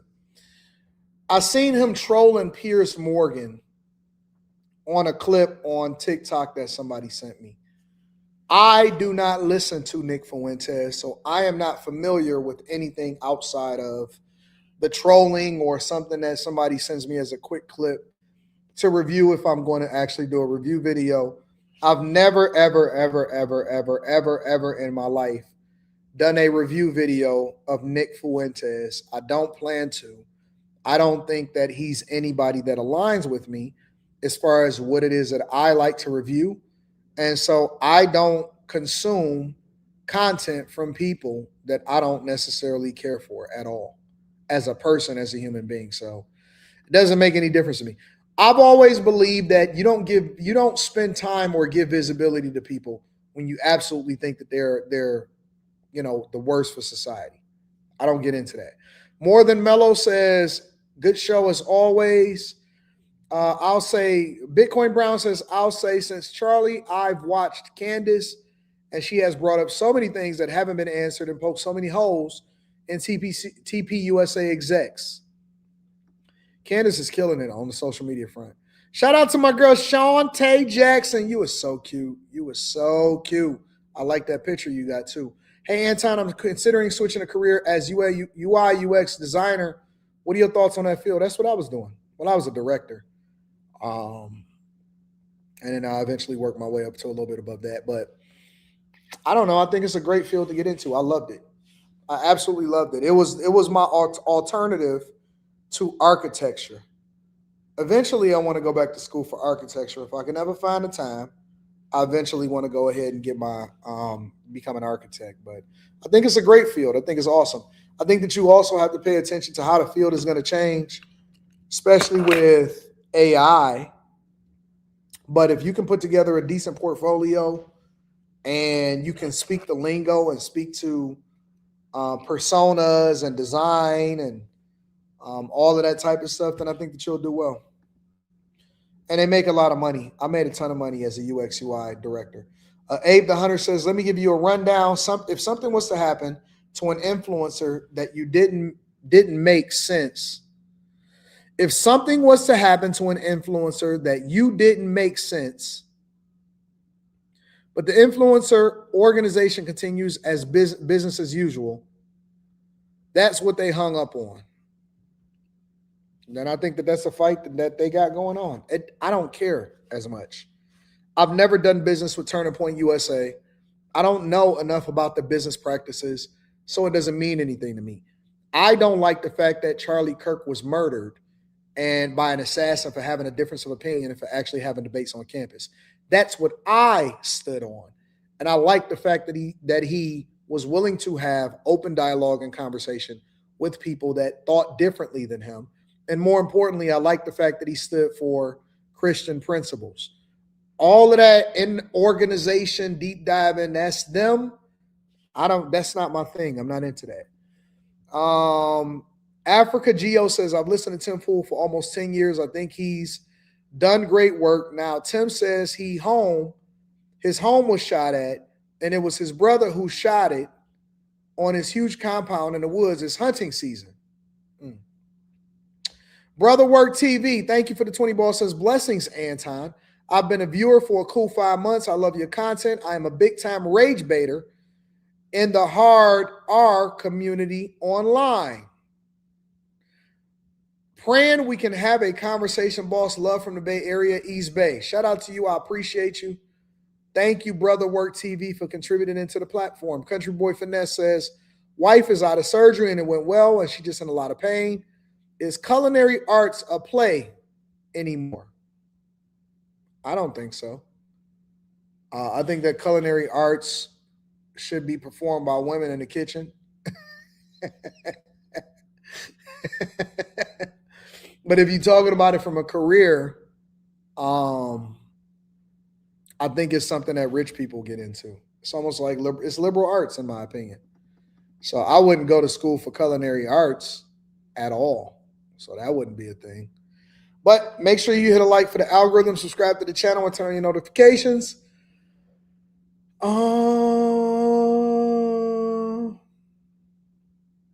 Can you please retrieve me and my mom? I don't even know what that means. Did I hear about Brandon Jamal's situation? Cousin attacked him over Jasmine Crockett. I don't know nothing about that.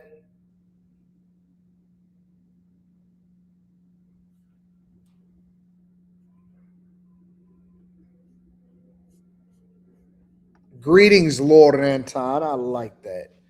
Nick Fuentes refuted that by correcting that and saying that all blacks that commit murder or other heinous crimes.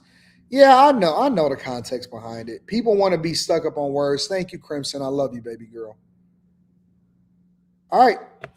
Y'all ready to get on with the show? Says that's only good if you start a restaurant, such a niche market and career. I don't suggest that people start a restaurant. The margins is too low. I think that restaurants is for people that understand the business, can work it to make sure that the money is not leaving out, and that has the resources to take that type of risk. It's too hard. The restaurant business is one of the hardest businesses for you to get into. All right, so we did Tim Pool. What are we talking about next? Let me see what's on the docket real quick. What do I got? Orleans, Tim Pool. I like to get into the money talk. But before I get into the money talk, let's go local. I'm going to go over to Carmelo Anthony and them talking about the $100 million. I want to get into that shortly. Chicago is saying that they being priced out, illegal influx of migrants, Kentucky State shooting. Did y'all hear about the Kentucky State shooting?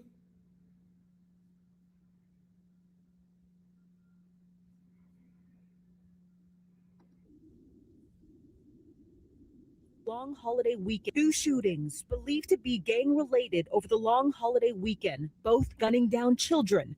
A 16-year-old passerby injured at San Jose's Valley Fair Mall on Black Friday, and 3 children killed during the mass shooting at a kid's birthday party in Stockton. 11 others were injured. My niece was shot. My nephew was shot. I don't think it's going to stop. Nationwide, the FBI says children 13 to 16 years old were the most reported victims of gang activity between 2021 and 2024. This age group also makes up by far the most reported offenders of gang activity for that period. More than 19,000 children, 13 to 16, committed a gang-related crime, the FBI says. Separately, more than 2,000 kids 12 and under also committed gang-related crimes. San Jose officials say they fear gang members are recruiting young children for a specific reason. In California, our laws do not treat gun violence with meaningful consequences. And if you're a juvenile, the consequences are, quite frankly, almost non-existent. Over the years, California passed laws preventing state prosecutors from charging most minors as adults, including for violent offenses. I'm afraid that if we don't change the way our system holds young repeat offenders accountable, we may be providing a perverse incentive for gangs to recruit children at younger and younger ages. So this is not anything new to people that's familiar, all right? Let me tell you why this happens. It's capitalism. It's capitalism. People recruit young kids because it's easier for them to be able to move and maneuver. A, you're less likely to pull over or try to harass or stop or deal with a young kid that may have guns or is transporting drugs or all of that. And so what happens is, whereas if you are an adult and you get caught up in some stuff that you're not supposed to do, you're going to possibly be held accountable to the highest extent of the law. Now, if you got a kid that's 14, 15, 16, 17, A, they're more likely to get away with it because that's not where everybody is looking. B, chances are if they do commit a crime and they get caught, they can continue to commit crimes and get caught all the way up until they actually consider an adult, unless it's something heinous like a killing or, something like that. But in general, children are treated with kid gloves. So people that are doing the crimes often at times recruit them because it's much easier for them to get stuff through. And they know and they can promise them that nothing major is going to happen to them and they're going to be able to get out as soon as possible because they're going to be treated as juveniles and they're going to be treated as children. So the people that are committing the worst crimes and flooding our communities with guns, gangs, and violence, they recruit children because they're more impressionable and it's easier for them to be able to get away with crime. That's what it becomes. It is capitalism in a negative way. And you know why they're able to get away with it? Because A, it's a cultural norm for kids to be able to embrace the worst of the worst. And B, there are no parents. There are no real parents anymore. There are no real parents anymore. Mom at work, she is a single mom. She had to step out all on her own. I did the best that I could. I had a kid out of wedlock and this and that and so on and so forth. The streets raised my kid. I don't know what to do. It's the community, it's the environment, it's systematic oppression. Blah, blah, blah, blah, blah. We've seen the same thing over and over and over. Eric D says baby boomer parents will whip that ass. Some of them. Some of them. Most of them was the most negligent, which is why we have such a fucked up community now. A lot of guys that was raised without their father had kids and then vowed that they wouldn't raise their kids without a father until they started to run into family court laws.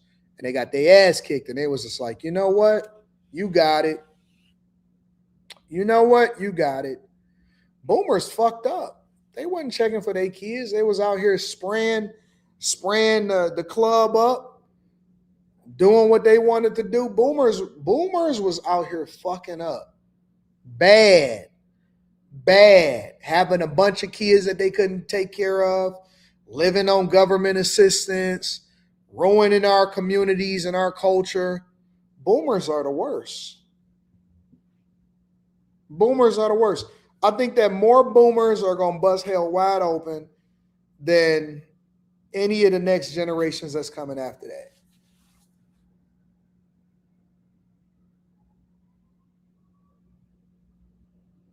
Boomers are trash. And obviously, again, I'm an equal accountability smoke giver, so don't feel no type of way about it. Boomers are trash. You said boomers were much better parents than these parents now. How can you say that? By what metric? Give me an example. And again, take it with a grain of salt, because if it doesn't apply, then let it fly. How can you say that? How were boomers better parents than the parents today? I don't think it's no different. The only difference is that we got social media now. They are no different. Boomers was garbage, bro.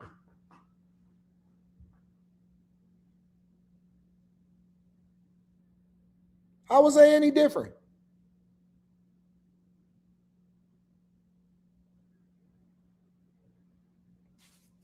Somebody said he beat my A at 70 years old. Let me tell you the difference, though. A lot of the boomers, even though they was giving out ass whoopings, which I'm not against a good ass whooping, they wasn't doing it out of love. They was just fucking abusive. They beat ass for beating ass. They didn't do it because they wanted you to do better. They was doing it in the replacement of parenting. Parenting requires for you to kick ass and to give the lesson and to give the love to go along with it. Hey, listen, did I teach you that way? I give you everything that you're supposed to have. Why you out there acting a fool like you ain't got no good parents and a good home and we ain't taking you to church every week? That's love.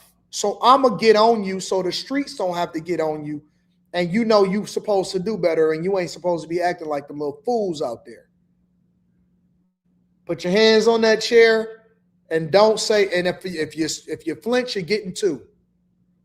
That's good parenting right there.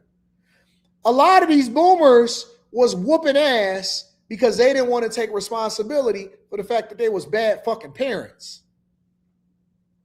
You can't whoop ass of somebody that's hungry and then ask why they stealing from the store. You get what I'm saying?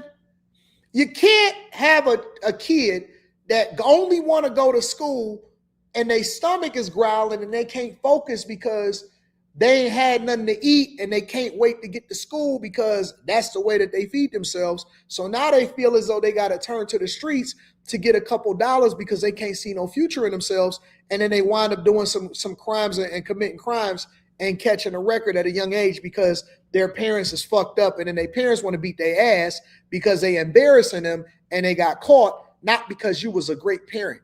That is the difference between a good parent that's ass whooping and a bad parent. And so the ass whooping alone, that's not enough.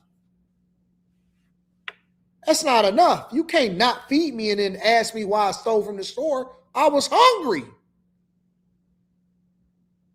And a lot of these parents did that. And then they had a whole bunch of more kids. And then they left the kids at home to be babysit by the older kid while they was out here in the streets.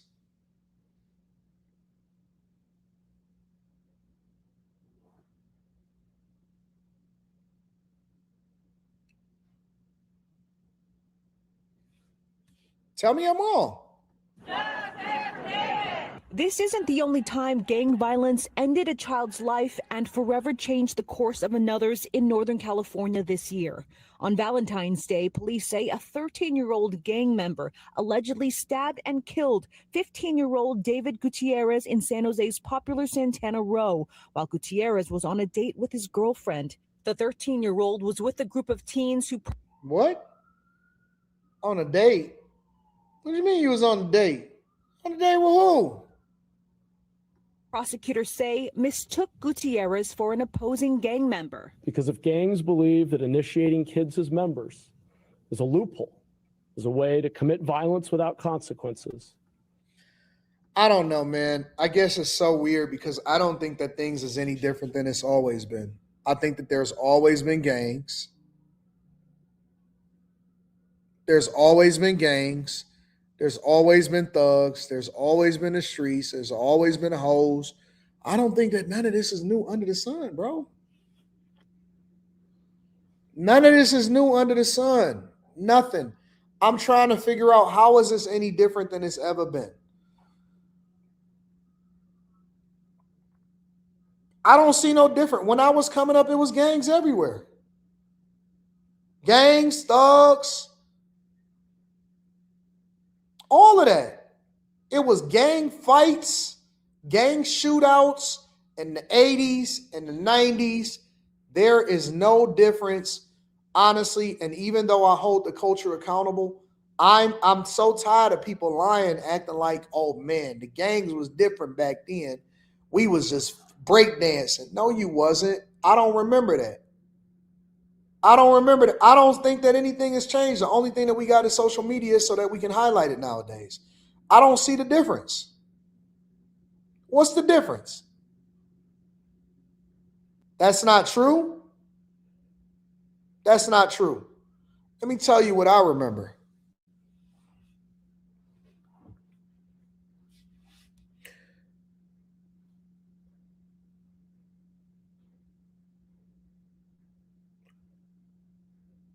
When I was a teenager,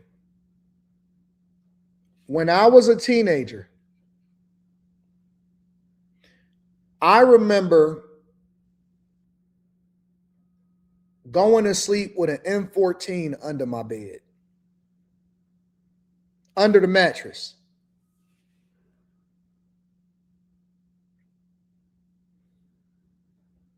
Parents never knew, none of that shit.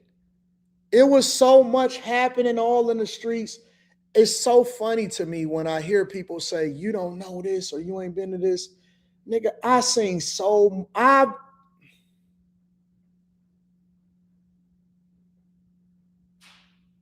I'm telling you, I'm from the inner city of Detroit. Where the fuck what you think was happening? What do you think was happening? What do you think was happening in the streets?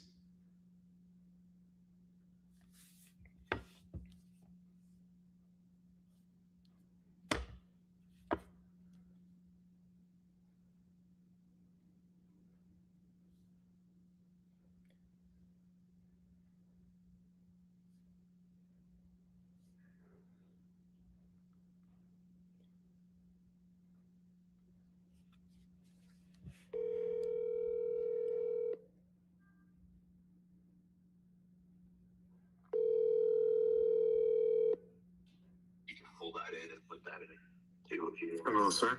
What up, though? Are you? I'm on a live stream. You busy? I'm in a meeting. Hold on one second. Were you old enough to remember the guns under the bed when we was little? You talking about upstairs? No, downstairs. What? No. Okay, you was 6 years younger than me. No, I just remember the money under the rug. I was planning to use that to run away. All right, bye. So you remember the ones upstairs but not downstairs. All right, bye. All right, bye.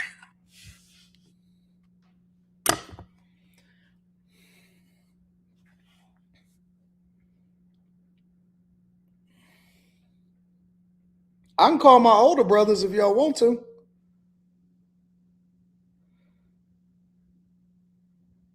I can call the older brothers if you want to. It was different, bro. It was no different. And I came from a great family.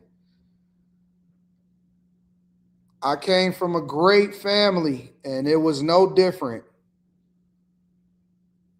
No, my parents never knew about that. They didn't know about a lot of the shit that was going on.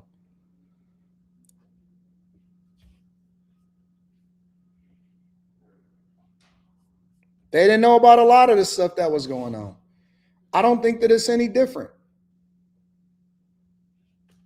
Call my older brothers. Let me see. I'm going to call a brother that I don't call as often.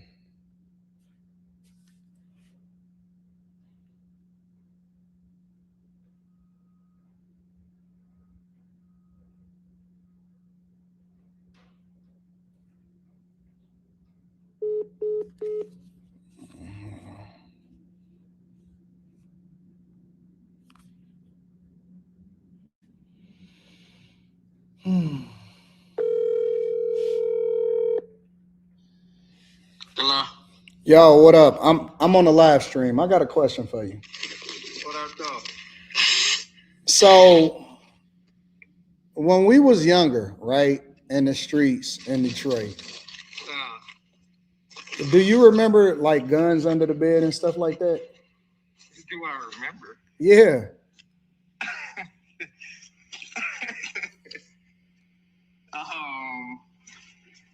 Is this an incriminating question? No, it's old now. It ain't nothing happening now. I mean, I know that, but I'm just saying. No, I mean, we ain't got to talk about nothing that happened, but just guns in general under the bed and stuff. Yeah, we had to, for one, when we first moved, and this is like right before you was born, when we first moved over there on 8 Mile, and we had to deal with the epidemic of crack. Crack had just came out. And we had all types of crack houses up and down, like every 5 houses on our block. Yeah. And so we grew up into a place to where we, it was basically survival. You know what I'm saying? And it became the norm for us to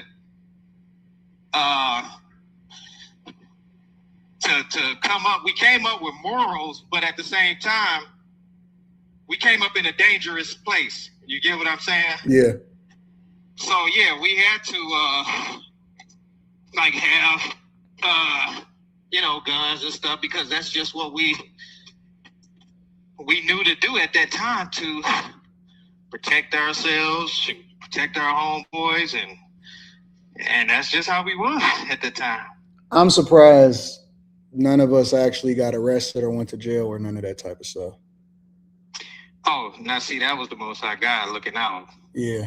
He had something better, something different for us. That's one of the reasons why, because we was able to, like, in a sort of way, say, make it out. That's one of the reasons why you too, but I won't leave Detroit. I stay in Detroit because I want to give back to a place where we help fuck up.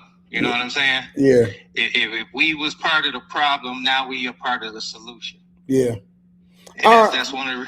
All right, I'm going to call you back. Okay. All right, for sure. It's I don't know why people think that just because, with social media today and all of this other type of stuff, it's no different than it was back then. It might have been worse back then because we had, the whole hood had crack everywhere, Ravens everywhere. I had older brothers. My brothers were 6 and 7 years older than me. We all got the same fucking story. Everybody got the same story. That's why I hate when people glorify that lifestyle. I hate when people try to make it seem like, oh, this is the cool thing. That's why I say a lot of times when I see niggas, the goal was to be the nerd. The goal was to make it out the hood. The goal was to be successful. The goal was to give back to your community. When I see niggas online and shit glorifying that type of lifestyle, I know you're not really from it, because nobody wanted to be in the hood for the rest of their life. Nobody loved that shit. Everybody wanted to get out, no matter what your circumstance is, no matter what your parents was, no matter whatever was going on. Nobody wanted to deal with that. That's why when I see niggas come on the internet like, oh man, you lame and shit. Hell yeah, I'm a lame. That's the goal. Wasn't the goal to be a lame, get out the hood, have some kids, white picket fence, be a member of your community, contribute, all of that type of shit? Niggas be on here glorifying it and stuff like that. Like, yeah, I know you're not really from that, because nobody that was in it wanted to go back to it, and they thank God for getting them up out of it. Why would I sit here and glorify something that was the worst for our culture, the worst for our community? It makes no sense. And you just listen to them and be like, yep, you're right. Yep, I feel you. Yeah, you're right. You got it. You got it.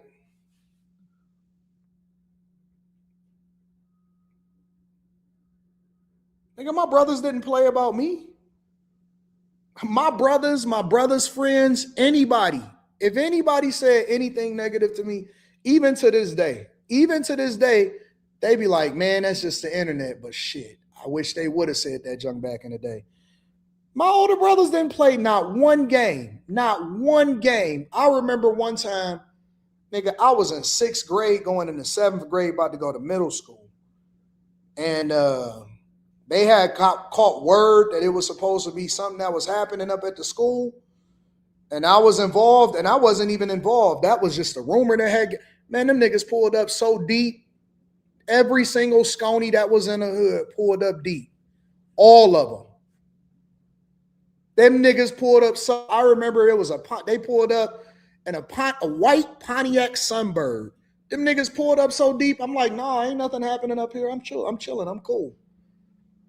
And when that type of stuff started to happen, that's when my father had pulled me out of regular school. And then that's when he sent me to private school, because he was like, I'm not about to let you fall into this trap and get caught up in this bullshit. I got to get you up out of there. My brothers did not fucking play about me. They did not play in any way, shape, or form. The whole school was going to go down.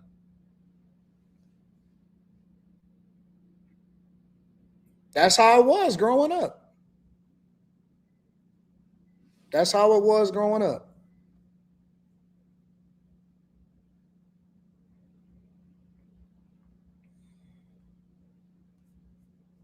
So that's why everybody wanted to get up out of there, man. Wasn't nothing popping, bro. Make sure y'all hit a like for the algorithm, subscribe to the channel, and turn on your notifications. And that's why I won't leave my city, bro, because I love these people, man. And I see so much opportunity for the youth. That's why I give scholarships and I go back to the high schools and stuff, because you owe a debt. You owe a debt to do better for the next generation and make it better. And that's what the people used to do in the previous generations, before Generation X and the boomers. They used to make the sacrifice so that the life would be better for the people that came after them.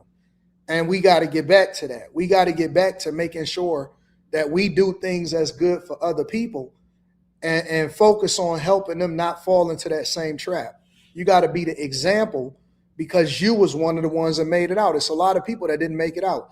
God had bigger plans for us. God said, not y'all got bigger opportunities. And we raised our children different. Me and my brothers, we all raised our children different. They never knew that type of life. They never seen that type of thing. They don't know nothing about what we went through.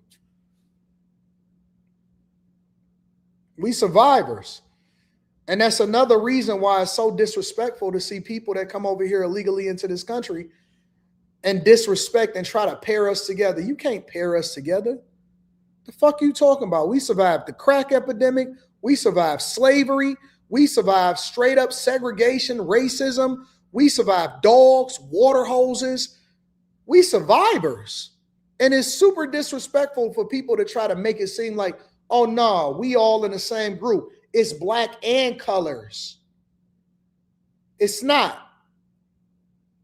It's not. It's not fucking the same. It ain't never been the same. It ain't never gonna be the same. Facts, lynchings, all kind of stuff.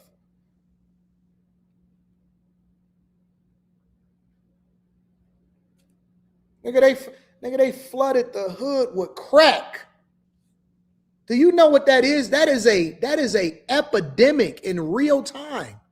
Nigga, that was an epidemic before a pandemic in the 2020s. I'm talking crack in every hood in America. Nigga, you don't know what it's like to see dope fiends, crack houses. Do you know what the smell of that look? You know what the smell of that is? You know, you can't get rid of that shit. You can't unsmell it.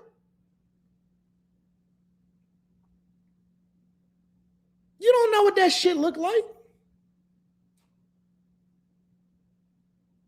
No, I'm the middle kid. These niggas is fucking crazy.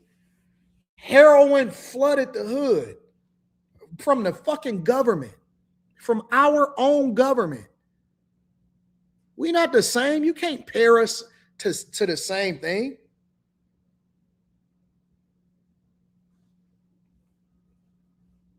Fuck is you talking about?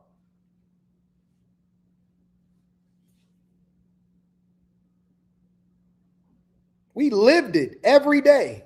Every day. Niggas is try to compare themselves to you. No, we both went through trauma. Oh, you didn't. You don't even know what it looks like. That's why I look at this internet shit as child's play nowadays. What? You talk about me on the internet? Oh, yeah. Am I supposed to crash out and lose out on the money? Fuck up the bag for all of the people that's dependent on this shit? Nah, I'm going to let you have it. You got it, big dog. Jeezy in Vegas with the band on the 21st. I heard about that. Anyways, make sure you guys hit a like for the algorithm, subscribe to the channel, and turn on your notifications. Let me see. Well, what else we talking about? Did the Tim Pool situation. Kids. Was Tim Pool number 4? 3. Tim Pool was 3. Let's go over to this. I heard Mello was commenting on 100 million and how athletes go broke. I want to go into that. Make sure y'all hit a like for the algorithm, subscribe to the channel, and turn on your notifications. I think we learned from just hearing shit like, yo, man, 3 years after the league, you fucked up, or 5 years. What You know did what I that mean? do to y'all? Like, what that paranoia like, you know, because you see Bro, a lot of that's players be up here and then leave. Your boy, for instance, that's in Chicago. He's doing a documentary about him or whatever and shit. And he was in the NBA, but now he opening up the mailbox with no key. What's the guy's name? Anybody? You know what I'm saying? Chicago? That's New York. Oh, Sebastian Telfair. Sebastian Telfair did like this thing where he's saying he was back in the hood. I think he in prison right now. He in the same jail as Diddy, if I'm not mistaken. That's here. Yeah, he went to Lincoln. Yeah, That's here. Okay, yeah. That was my class. Yeah, that's his class too. You know, that's a younger. Wow. We came out of high school together. But I'm like that. The question I think I'm trying to ask is that anxiety that you guys carry, not just in the game, but after the game. Once the lights turn off and it's no more basketball. Like, what direction are guys looking into, or are you paranoid about what your next direction is because of all the failed stories and shit? Well, that's what he was saying. Yeah, like for me, like it's different because like at the end of the day, I ain't in the Hall of Fame. I wasn't no superstar. I was, you know what I mean? I was Robert. It to hit depends on who Batman you a lot ask, of the nigga. times, It you know what depends I'm on saying? who you No, ask, but I brother. was just saying in the grand scheme of things, like when people think about dudes who retire, a lot they gonna think about him way more than they gonna think about me when they remember the teams and remember that the player that he is and was. So, and I'm cool with that. I'm cool with who I am. I know who I am and all that. But at the same time, Smith was I got kids too. Yeah. I got family too. Yeah. That money stopped coming in how it was coming in at one point, and you know what I mean? You got to start really. Nah, I can't. Nope. Relationships fall. Like you can't. Your outlet that which was at the highest level, you can't even get that no more. You know what I'm saying? Especially as an athlete. Yeah. That's what one thing about I feel like for like musicians, y'all could do that shit. You could run it for a minute. Like you could tour and I mean you can perform shit for as long as people, you got relevancy and whatnot, and people want to still hear you. But shit. Some of them. For meth, for Method Man, that's a valid assessment. For Jaquan, that may not necessarily be true. You know what I'm saying? For Method Man, he can get away with it because Method got a catalog. Method came from a legendary group, whether you want to talk about Meth and Redman or Wu-Tang Clan, and then he also do some acting and all of that stuff. Yeah, for him, he stayed relevant. That's not the case for everybody else. You know what I'm saying? And then also, rappers was getting robbed as far as like their contracts and how much money that they can make. And NBA, you will very rarely ever hear a rapper that touch $100 million. That's not most people. Unless you're Travis Scott, Drake, Kendrick, Dr. Dre, some of the old school ones and stuff like that. Those guys touched 100 million. Maybe the Nellies, that type of stuff. The people that had monster hits, Eminem, Jay-Z, that type of stuff. Ain't no rapper seeing no 100 M's in their lifetime. Most of these niggas is broke. They broke, so they runway may be longer, but they don't make as much money. And it's a different dynamic, right? And they financially illiterate. They don't even know that they're getting robbed. They didn't even read their contract when they signed it. The basketball money is different because it comes faster, but it's got to last you the rest of your life. I've managed as far as like help these niggas with their budgets, all of that type of stuff. I've had conversations with people that didn't have coaching calls and they trying to figure it out because they know that they, you know what I'm saying, they ain't got the money coming in that they used to have. I've never actually managed an active NBA player or NFL player. Like as far as like had conversations on coaching calls with their budgets and all of that stuff. The only athletes that I've had conversations with about money, lifestyle, making money and all of that stuff was after they was already out the league. And then they trying to figure out what their next move is because they don't necessarily want to lower their lifestyle, but they know that the money ain't going to be coming in no more. And they still young as hell. Most of the time, people, when they up, they not reaching out to you. Nobody reaches out to anybody when they up. Hey, listen, I got it. I'm good. I got big money, nigga. Who you talking to? All of this and so on and so forth, right? That's when they good. Nigga, you want to interview me or something? They don't reach out until it's all the limelight's cut down.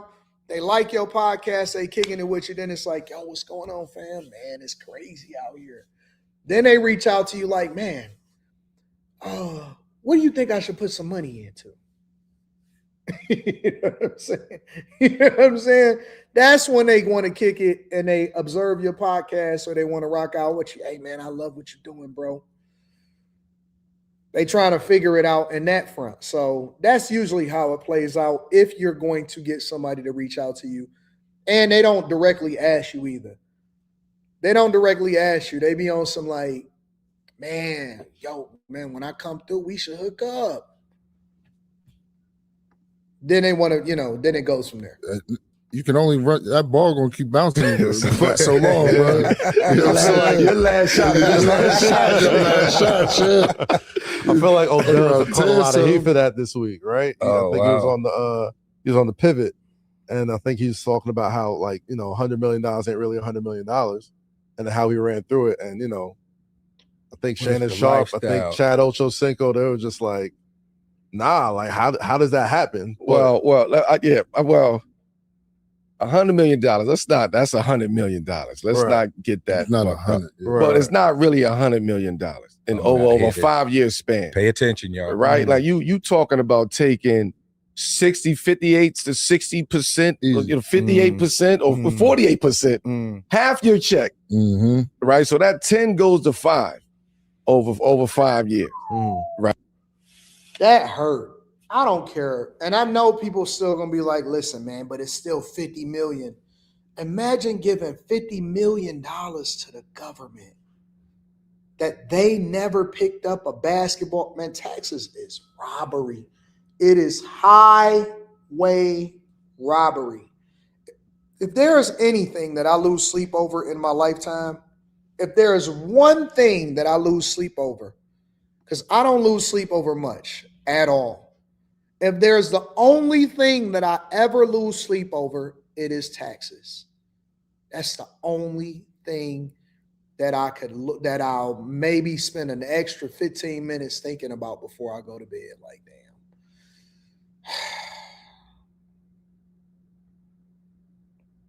And they never did nothing to do it. And then here's the other part of it. And then you got politicians saying, we need to get more of that. We need to get more of that. Oh.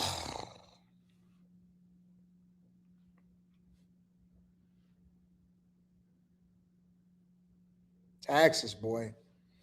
Taxes. 50 M's going to taxes. That ain't got nothing to do with agents. Ain't got nothing to do with it. Nothing. Just M's gone. Right. So now within that 5, now you got other taxes that you got to pay. Pay taxes in every state you play in. Right. So now you got taxes alone that's going to hit you. Boom. You can't do nothing about that. Right. Then you got to live. You got to get a house. You're going to take care of your moms. 4% agency fee. You got your agency fee. Right. So you got all of this. It's a lot of money. Shit that's happening within that 5 million now, because you ain't working with 10, you're working with 5.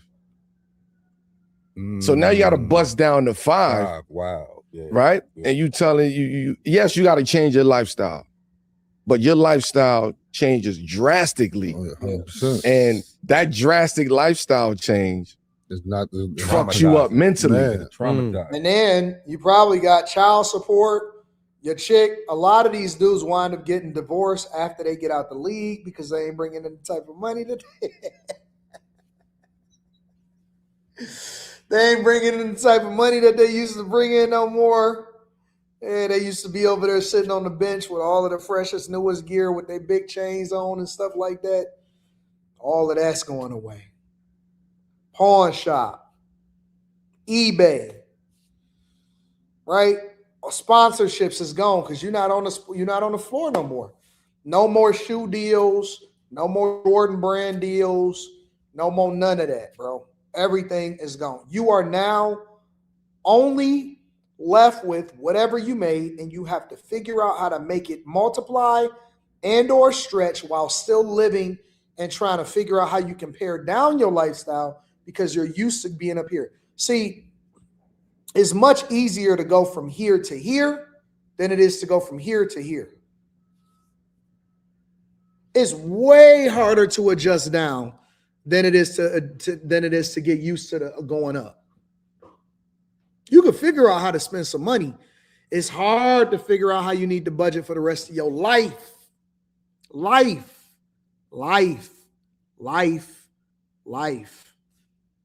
It's hard, bro. It's hard. I think about that shit every day. Like, that's why I invest so much money. It's like, man, I want to live the rest of my life awesome. I got a target that I'm trying to hit.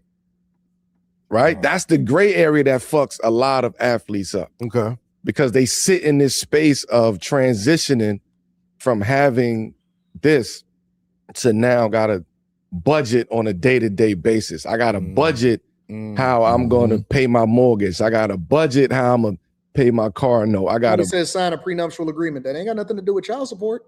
Child support does not cover, prenuptial agreements do not cover child support. Budget on food. Like, it's a lot of shit that you almost become back.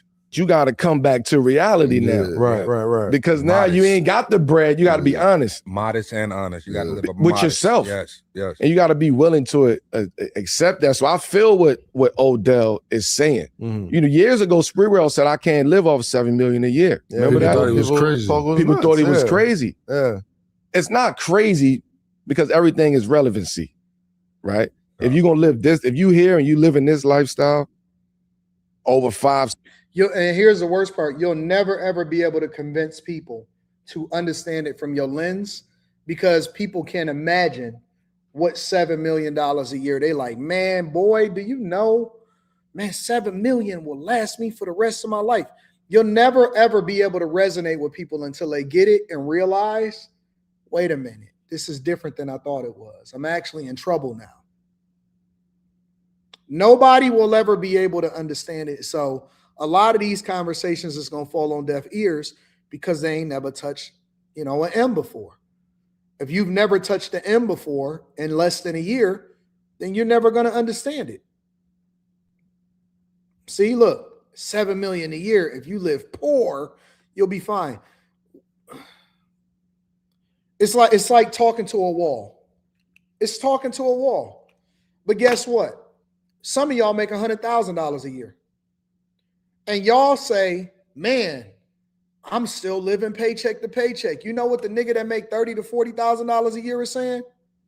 Nigga, what? You make $100,000 a year and you can't thrive off of that? Nigga, you know what we would be able to do? That would change our lives. It's all relative. It's all relative. The dude that make $100 a year saying, man, I live paycheck to paycheck. He looking at the guy that make $300 a year and he's saying, nigga, you complaining? And the nigga that make $300 a year is like, man, this shit is wild. This is expensive. I'm paying more property taxes. I don't know what to do. Right? And then the politicians is programming the people and saying, but no, listen, we need to tax the 1% of the 1%.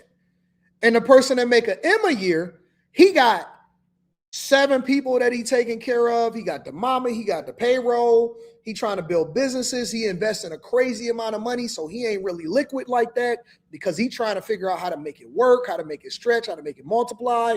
It's a nigga over here stealing from him.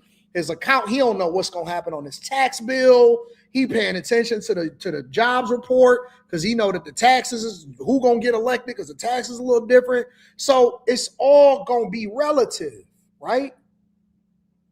The person that make 30 going to be looking at the nigga that make 120. He going to be like, you dumb motherfucker. You so stupid. How you fumble that? The nigga that make 120 that's going to be looking at the dude that make 480 and he going to be like, nigga, I'm still stuck at 120 and I'm living paycheck to paycheck. What the fuck is you doing with your life? The nigga that make 480 is paying crazy alimony and child support because he got finesse. And it's all going to be relative. Everybody going to hate on everybody that's going up because complaints go up, they don't go down. So then when you get all the way up to the Odell Beckham and you're like, man, fuck, this shit don't stretch the way you think it do. Don't nobody want to hear the fact that you had to pay $50 million in taxes. Don't nobody want to hear the fact that you had to pay your agent fee and your mama needed a house and your homeboys finessed you and you had to take care of this person. They don't want to hear that shit. Don't nobody want to hear that at 30, you got to live 50 to 60 more years and you got to figure out how to make the rest of the 18 stretch while living his lifestyle and being a public figure and never being able to go back to have a regular job again because now you're going to be embarrassed. And so nobody cares about anything. They only want to sit there and say, nah, you stupid as fuck, bro. Nigga, we all dumb. We all dumb because we are first generation millionaires. We all stupid. We all ignorant as hell because don't nobody know nothing until you get it. We're all dumb. We all are dumb because we all just got money. And I hate it when niggas say, man, you got to act like you've been here before. But I haven't. It's my first time, buddy. What the fuck is you talking about? I'm not acting like nothing, nigga. I just got here. Act like you've been here before. No, I just arrived. Nigga, you acting like you ain't been here. You acting like you ain't even been here and you acting like you me, nigga. Nigga, I'm done, nigga. What you talking about? Nigga, I'm about to go shopping. I'm going on a trip. Nigga, I grew up with a Lamborghini on my wall. Fuck is you talking about? Nigga, I'm going to get that Tema audio. I figure the rest of this shit out later. On the next go round, contract 2, we gonna be a little bit more fiscally responsible. Nigga, contract 1, nigga, I'm gonna show that Bentley. Fuck is you talking about, boy? Nigga, I'ma live that life. I grew up looking at niggas throwing money in the club. They said, well, I make that rain. I make that rain. I make that rain. No, niggas, I make that rain. I make that rain. What are you talking about? I seen Birdman and them on MTV Cribs. I always wanted to live in the suburbs. My kids want private school, nigga. What you talking about? I just got here. Let me enjoy it. Give me 3 years, nigga. I'ma get it together on year 4. We're gonna figure it out on year 4. I gotta go get that car though, nigga. I grew up with that. I said when my first mama need a house. I told them y'all ain't gotta work no more because we rich now. We rich. I'm telling you. I'm telling you. This ain't got nothing to do with financial literacy. This got something to do with, nigga, life is lifing. You talking about? Then you start justifying shit. Nigga, I don't even know if I'm gonna be here tomorrow. Nigga, my homeboy got killed when he was 18. Nigga, I'ma live this life. You can't take none of this shit with you. You start saying stuff like that. YOLO.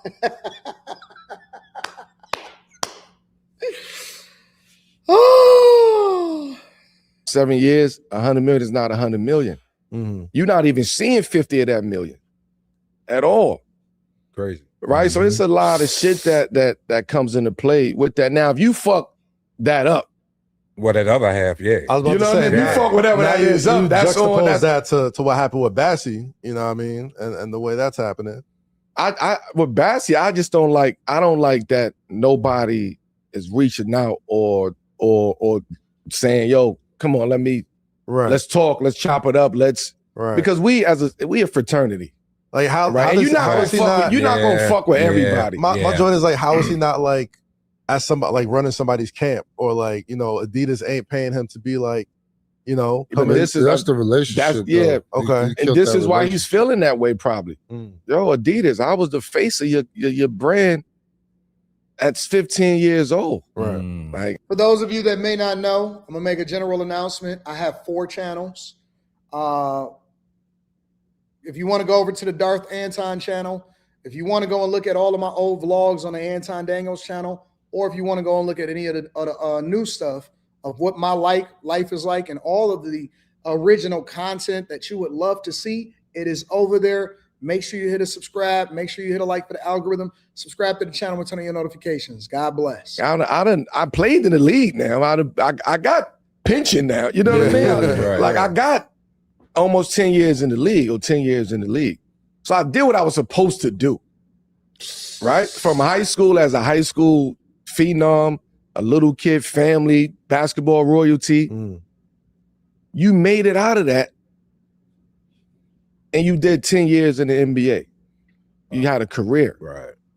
So now on the flip side of that, everybody has their moments when they down, but nobody is really people that was next to him and really rocking with him and fucking with him. Right.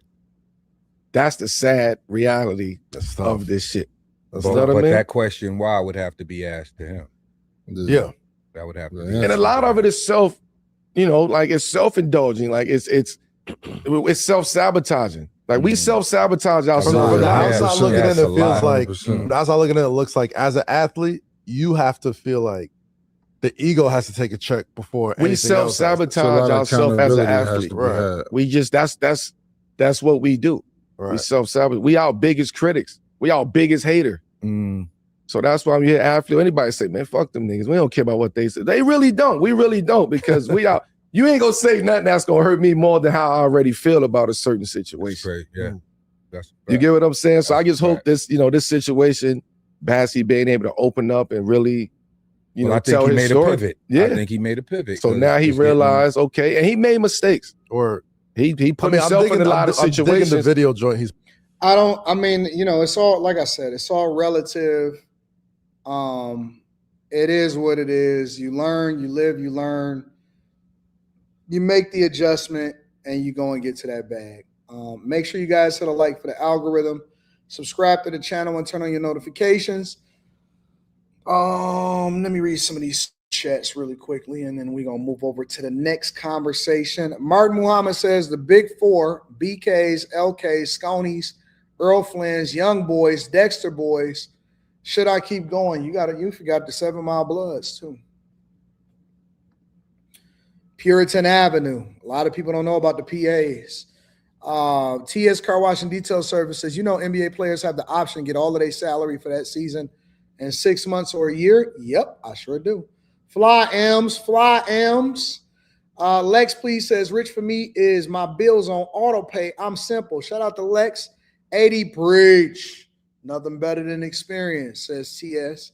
AD, I love that black label. I even bought one black on black. Woo! Tough, yeah. Yeah, it is tough, ain't it? It is tough. It is tough. All right, y'all. Let me see something. I think I want to go over. I ain't talked about Chicago in a second. Community leaders on Chicago's West Side are sounding the alarm over what they call an immoral and orchestrated land grab. So skyrocketing property taxes that we have covered, including some that have more than doubled, could lead to longtime homeowners and businesses losing everything here. Christian Farr is joining us with what these leaders want done right now and why they say time is running out here. Christian? Yeah, they have been fighting for some time now. Now, last night there was an emergency town hall where hundreds of outraged West Side residents demanded relief from rising Cook County property taxes. There was a big increase in the South and West Sides, but other more affluent communities were not hit as hard. The demand is simple. At the Columbus Park Refectory Tuesday morning, West Side community leaders gathered in their continuing fight to address the high increase in property taxes for poor neighborhoods on the South and West Sides. We're calling for a freeze of the taxes at the current level to give. First of all, Reverend Marshall Hatch at the New Mount Pilgrim Missionary Baptist Church. First of all, Reverend, what you don't understand is that you signed up for this when you decided to elect and governed by your mayor, your governor, and your alderman and your councilman. So it's too late for you to say that you want to freeze at the current levels because they've already have budget proposals based off of what they are projecting the budget deficit to be at. So if you are mad about it, you should have been proactive off of what you knew what was coming in the first place. Reverend Deacon Marshall Hatch from the New Mount Pilgrim Missionary Baptist Church. I warned you. I warned you. I said it 1,000 times. I said it. I warned you.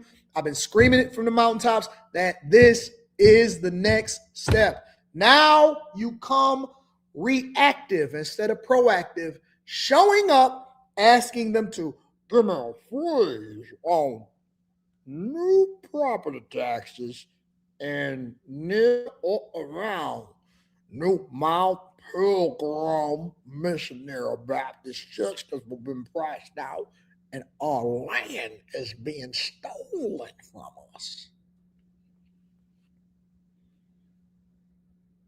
I told you.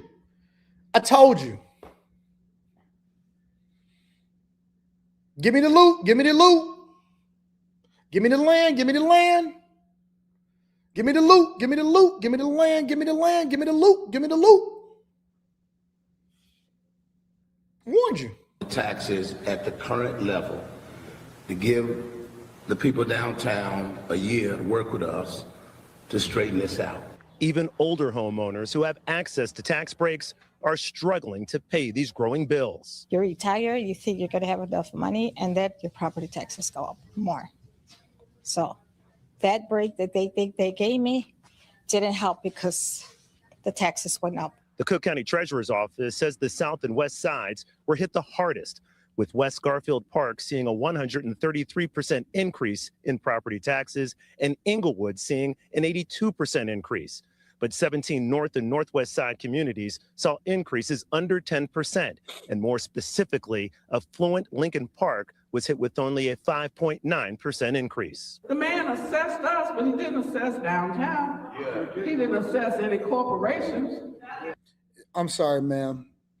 Reverend Dr. Jeanette Wilson Howard, Esquire, from the Rainbow Push Coalition. Let's see what the rainbow.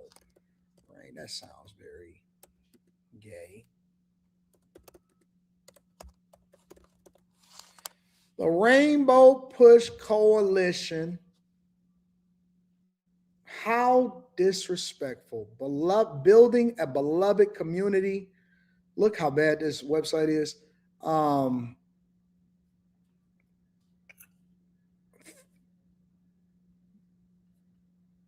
Promoting peace and justice around the world.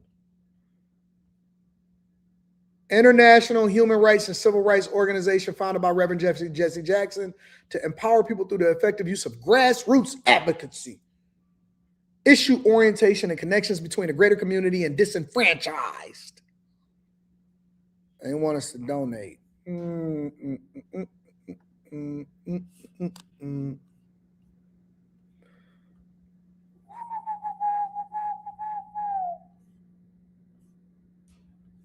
From the Rainbow Push Coalition.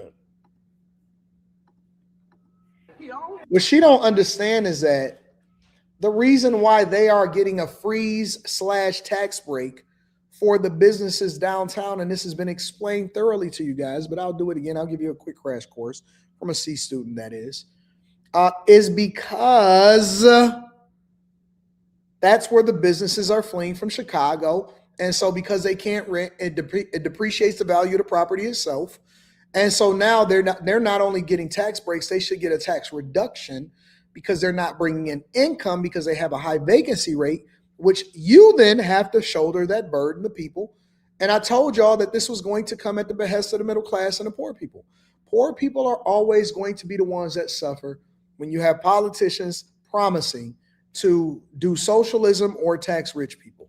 It's always going to be poor people that suffer. Assess the people that can't pay. In response to today's press conference, Cook County Assessor Fritz Kage's office once again pointed blame at the Cook County Board of Review, saying when its commissioners reduced assessments for commercial properties during the appeals process, they shifted about $700 in property taxes onto each homeowner in Chicago. Told you. Last week, Commissioner Larry Rogers said Kage can fix this problem. He's over-assessed those properties, and he can lower them. He's done it for the northern suburbs, and he can do it for West Garfield Park, Lawndale, and other African-American communities. Not gonna happen, buddy. And this conversation is continuing. Tomorrow, Cook County Assessor Fritz Kage will hold a press conference with South and West Side leaders. His office, again, is going to blame the Cook County Board of Review commissioners, saying they hand out tax breaks to big downtown properties, which then impact those poor communities, of course, on the South. I told y'all, I already told y'all this. I explained this to you in detail. I told you that this was going to happen. I gave you the playbook of how they were going to eventually finesse you out of your crib. And we'll come in and scoop it up at a song. And then we'll tear your grandmama's house down and we're going to build that shit back up. And then we either going to sell it or we going to rent it back to you at a higher rate than what you were paying in yearly property taxes, except for we just going to stretch it out throughout the year. And that's how we going to play that shit. That's how we going to play it. No. You didn't want to focus. You didn't want to make the right decision. So diversity, equity, and inclusion is going to cost you. Okay, ma'am? So this is what I propose. Give me the loot. Give me the loot. Give me the property. Give me the property. So I'm going to come in, go and get that shit. Me and my institutional investor friends, we're going to tear your grandmama house down. And then we're going to build something else on it so that we can actually charge you a little bit more. And we're also going to do a deal with the city that if we do these deals or if we build these homes, because we're going to go and pitch it as, listen, this is revitalization of the community. So I also want tax breaks and tax dollars so that I can then invest into your communities on top of the properties that you guys decided that you wanted to vote for higher property taxes. And then we're going to start all over and we're going to get richer. How about that?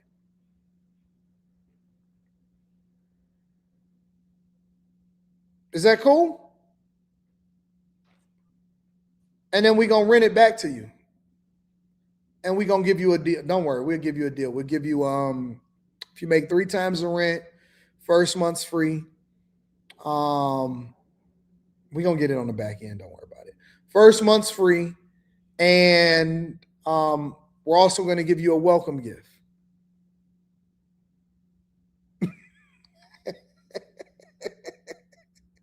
You said, no, that ain't cool, AD. What do you mean? That's what they've been doing all of this time. That's what's been happening all of this time. Why are you acting like I'm the villain when I just decided to play the same game? Since y'all want to be ignorant motherfuckers over there and just and give away everything that you got. Now I'm the bad guy because I want to play the game the same way that everybody else been playing.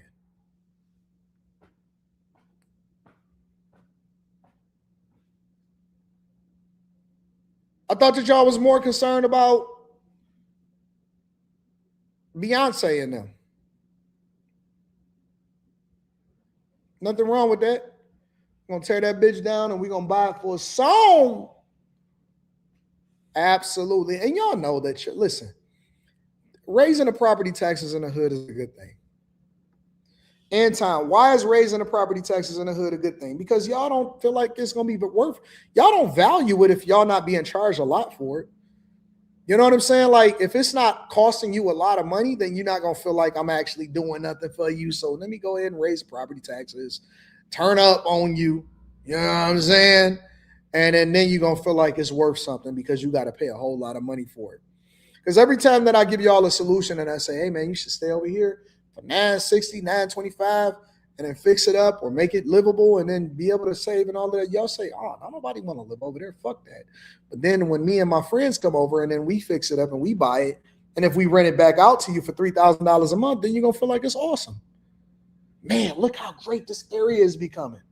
Yeah, you paid for it, nigga.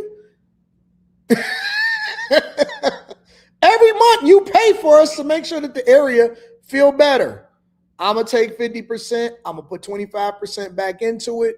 You're going to like it. And then you're going to say, oh, man, look at what they doing to our neighborhoods. This is awesome. They built this a park. Yeah, I got to throw that HOA on there. Facts. Because I got to charge you a management fee.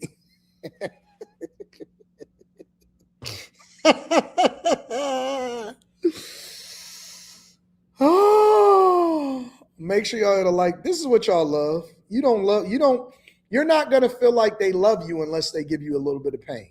That's usually what happens. Make sure you hit a like for the algorithm, subscribe to the channel, and turn on your notifications. This was a great show. 64,040 gross. That because worked hella overtime. Get that money then, big dog. Martin Muhammad says, 80, why don't athletes buy their homes when they have a big bag? I get that they still have the annual HOA and property taxes. Is it too big a purchase? Because they're buying multi-million-dollar homes, bro. And most of these people have mortgages. They have multiple mortgages on their properties because they're just like everybody else, just at a bigger scale. There are people that make $140,000 a year and they won't pay off their debt. They'll just keep financing. How is it any different? These guys make $4, $5, $6, $7, $8, $9, $10 million a year. They pay half of it to the taxes. They want to get a fresh car. They want to trick off on a hose. What you think, that they're going to spend that whole check on a house? No, first of all, the house got to be $10 million. Secondly, why spend all of my money when I could just finance it and then I could just pay the mortgage and then I could allocate my money to what I want to do as long as I can show that I can afford it, right? They're not doing nothing different than anybody else. They're just doing it on a bigger scale. The person that makes $50,000 a year want the house that costs $140,000. The person that makes $140,000 want the house that costs $500,000. The person that makes $500,000 think that they deserve a house that costs $2 million. And the person that make $3, $4, $5 million, they want to live in Birmingham because they children got to go to private schools, bro. So what are we talking about?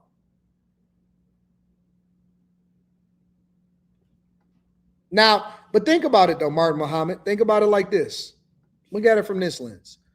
Do you know the number one criticism that I get when it comes to real estate? Do you know the number one criticism that you're asking this question? I'm going to give you the proof. Watch this.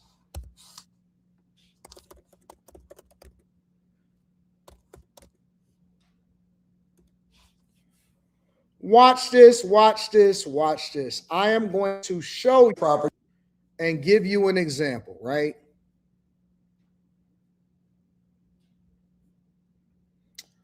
I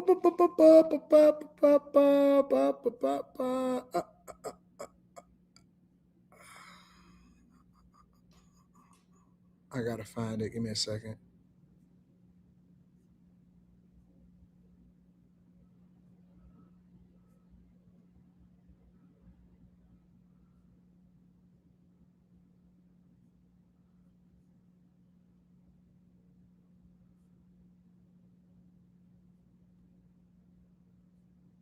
It's some specific comments that I want to show y'all.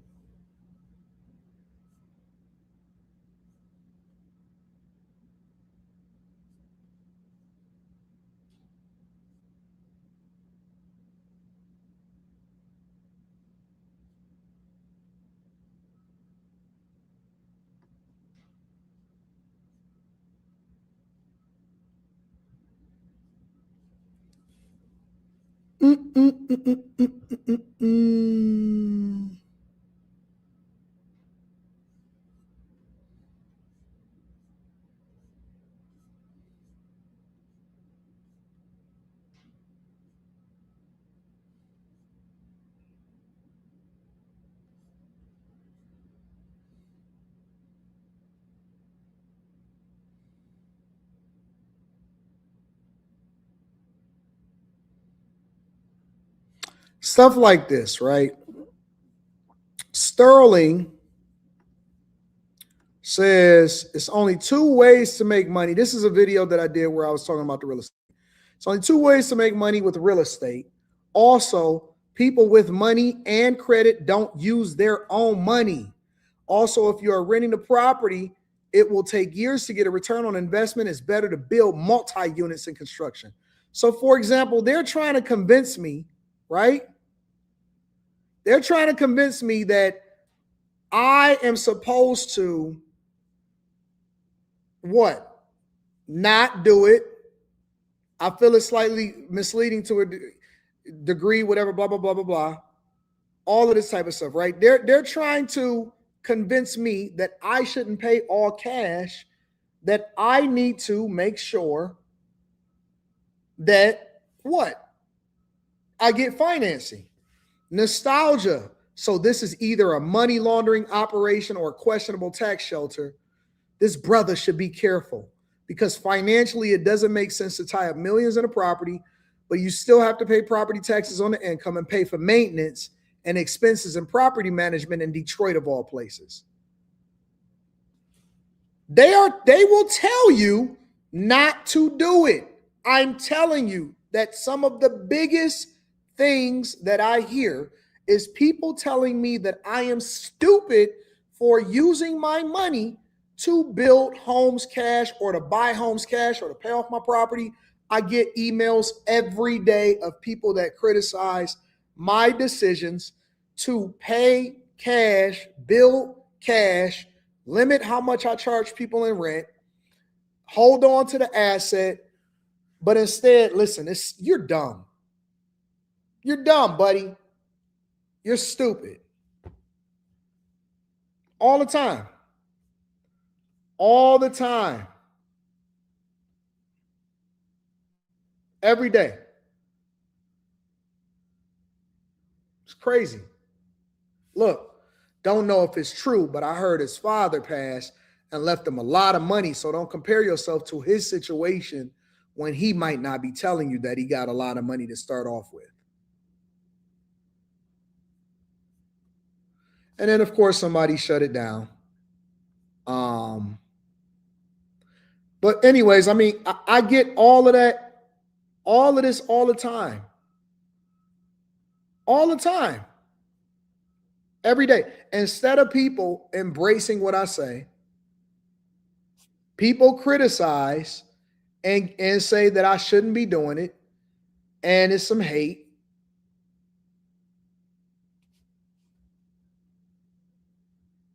All the time. People will always, I'm a real landlord. Okay, so I must be a fake one.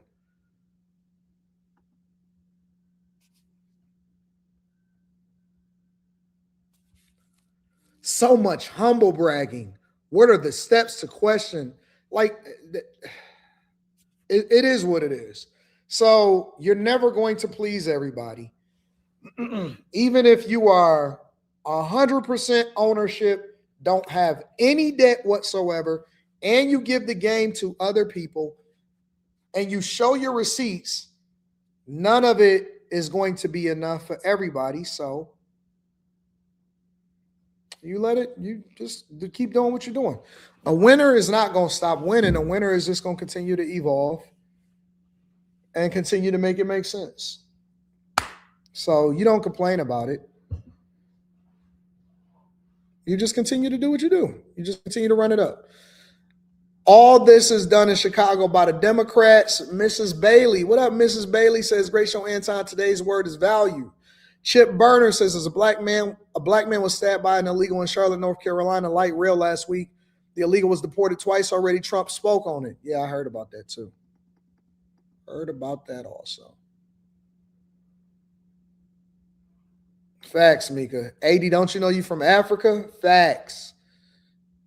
Yeah.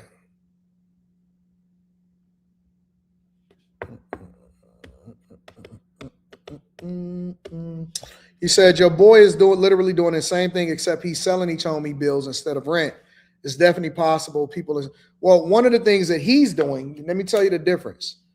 He sells the home and recoup the money and then reinvest the money to either make more money, or he's using it as a way to continue to keep himself paid and making money, because that's kind of like his job, right? I don't recoup large amounts of money because I never sell the property to reinvest back into another property. He's able to pull all of that money back out and then rebuild another property and then sell it, take his profit off the top, pull the money back out, take it and buy it. I don't do that. I just build. I just throw money at everything. I just build it. You know what I'm saying? That's the difference.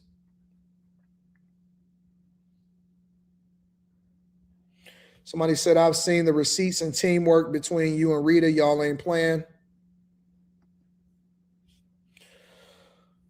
Rita's over here hitting me in the group message with me and Leslie right now. Talking about, I just cleaned the snow off the Mercedes. Looks like there's a crack in the windshield. Anybody know about that?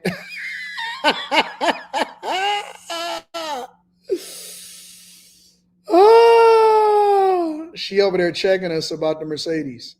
I just cleaned the snow off of the Mercedes. Looks like there's a crack in the windshield. Oh, you can't see that. Sorry. Let me spin it around. Looks like there's a crack in the windshield. Anybody know about that?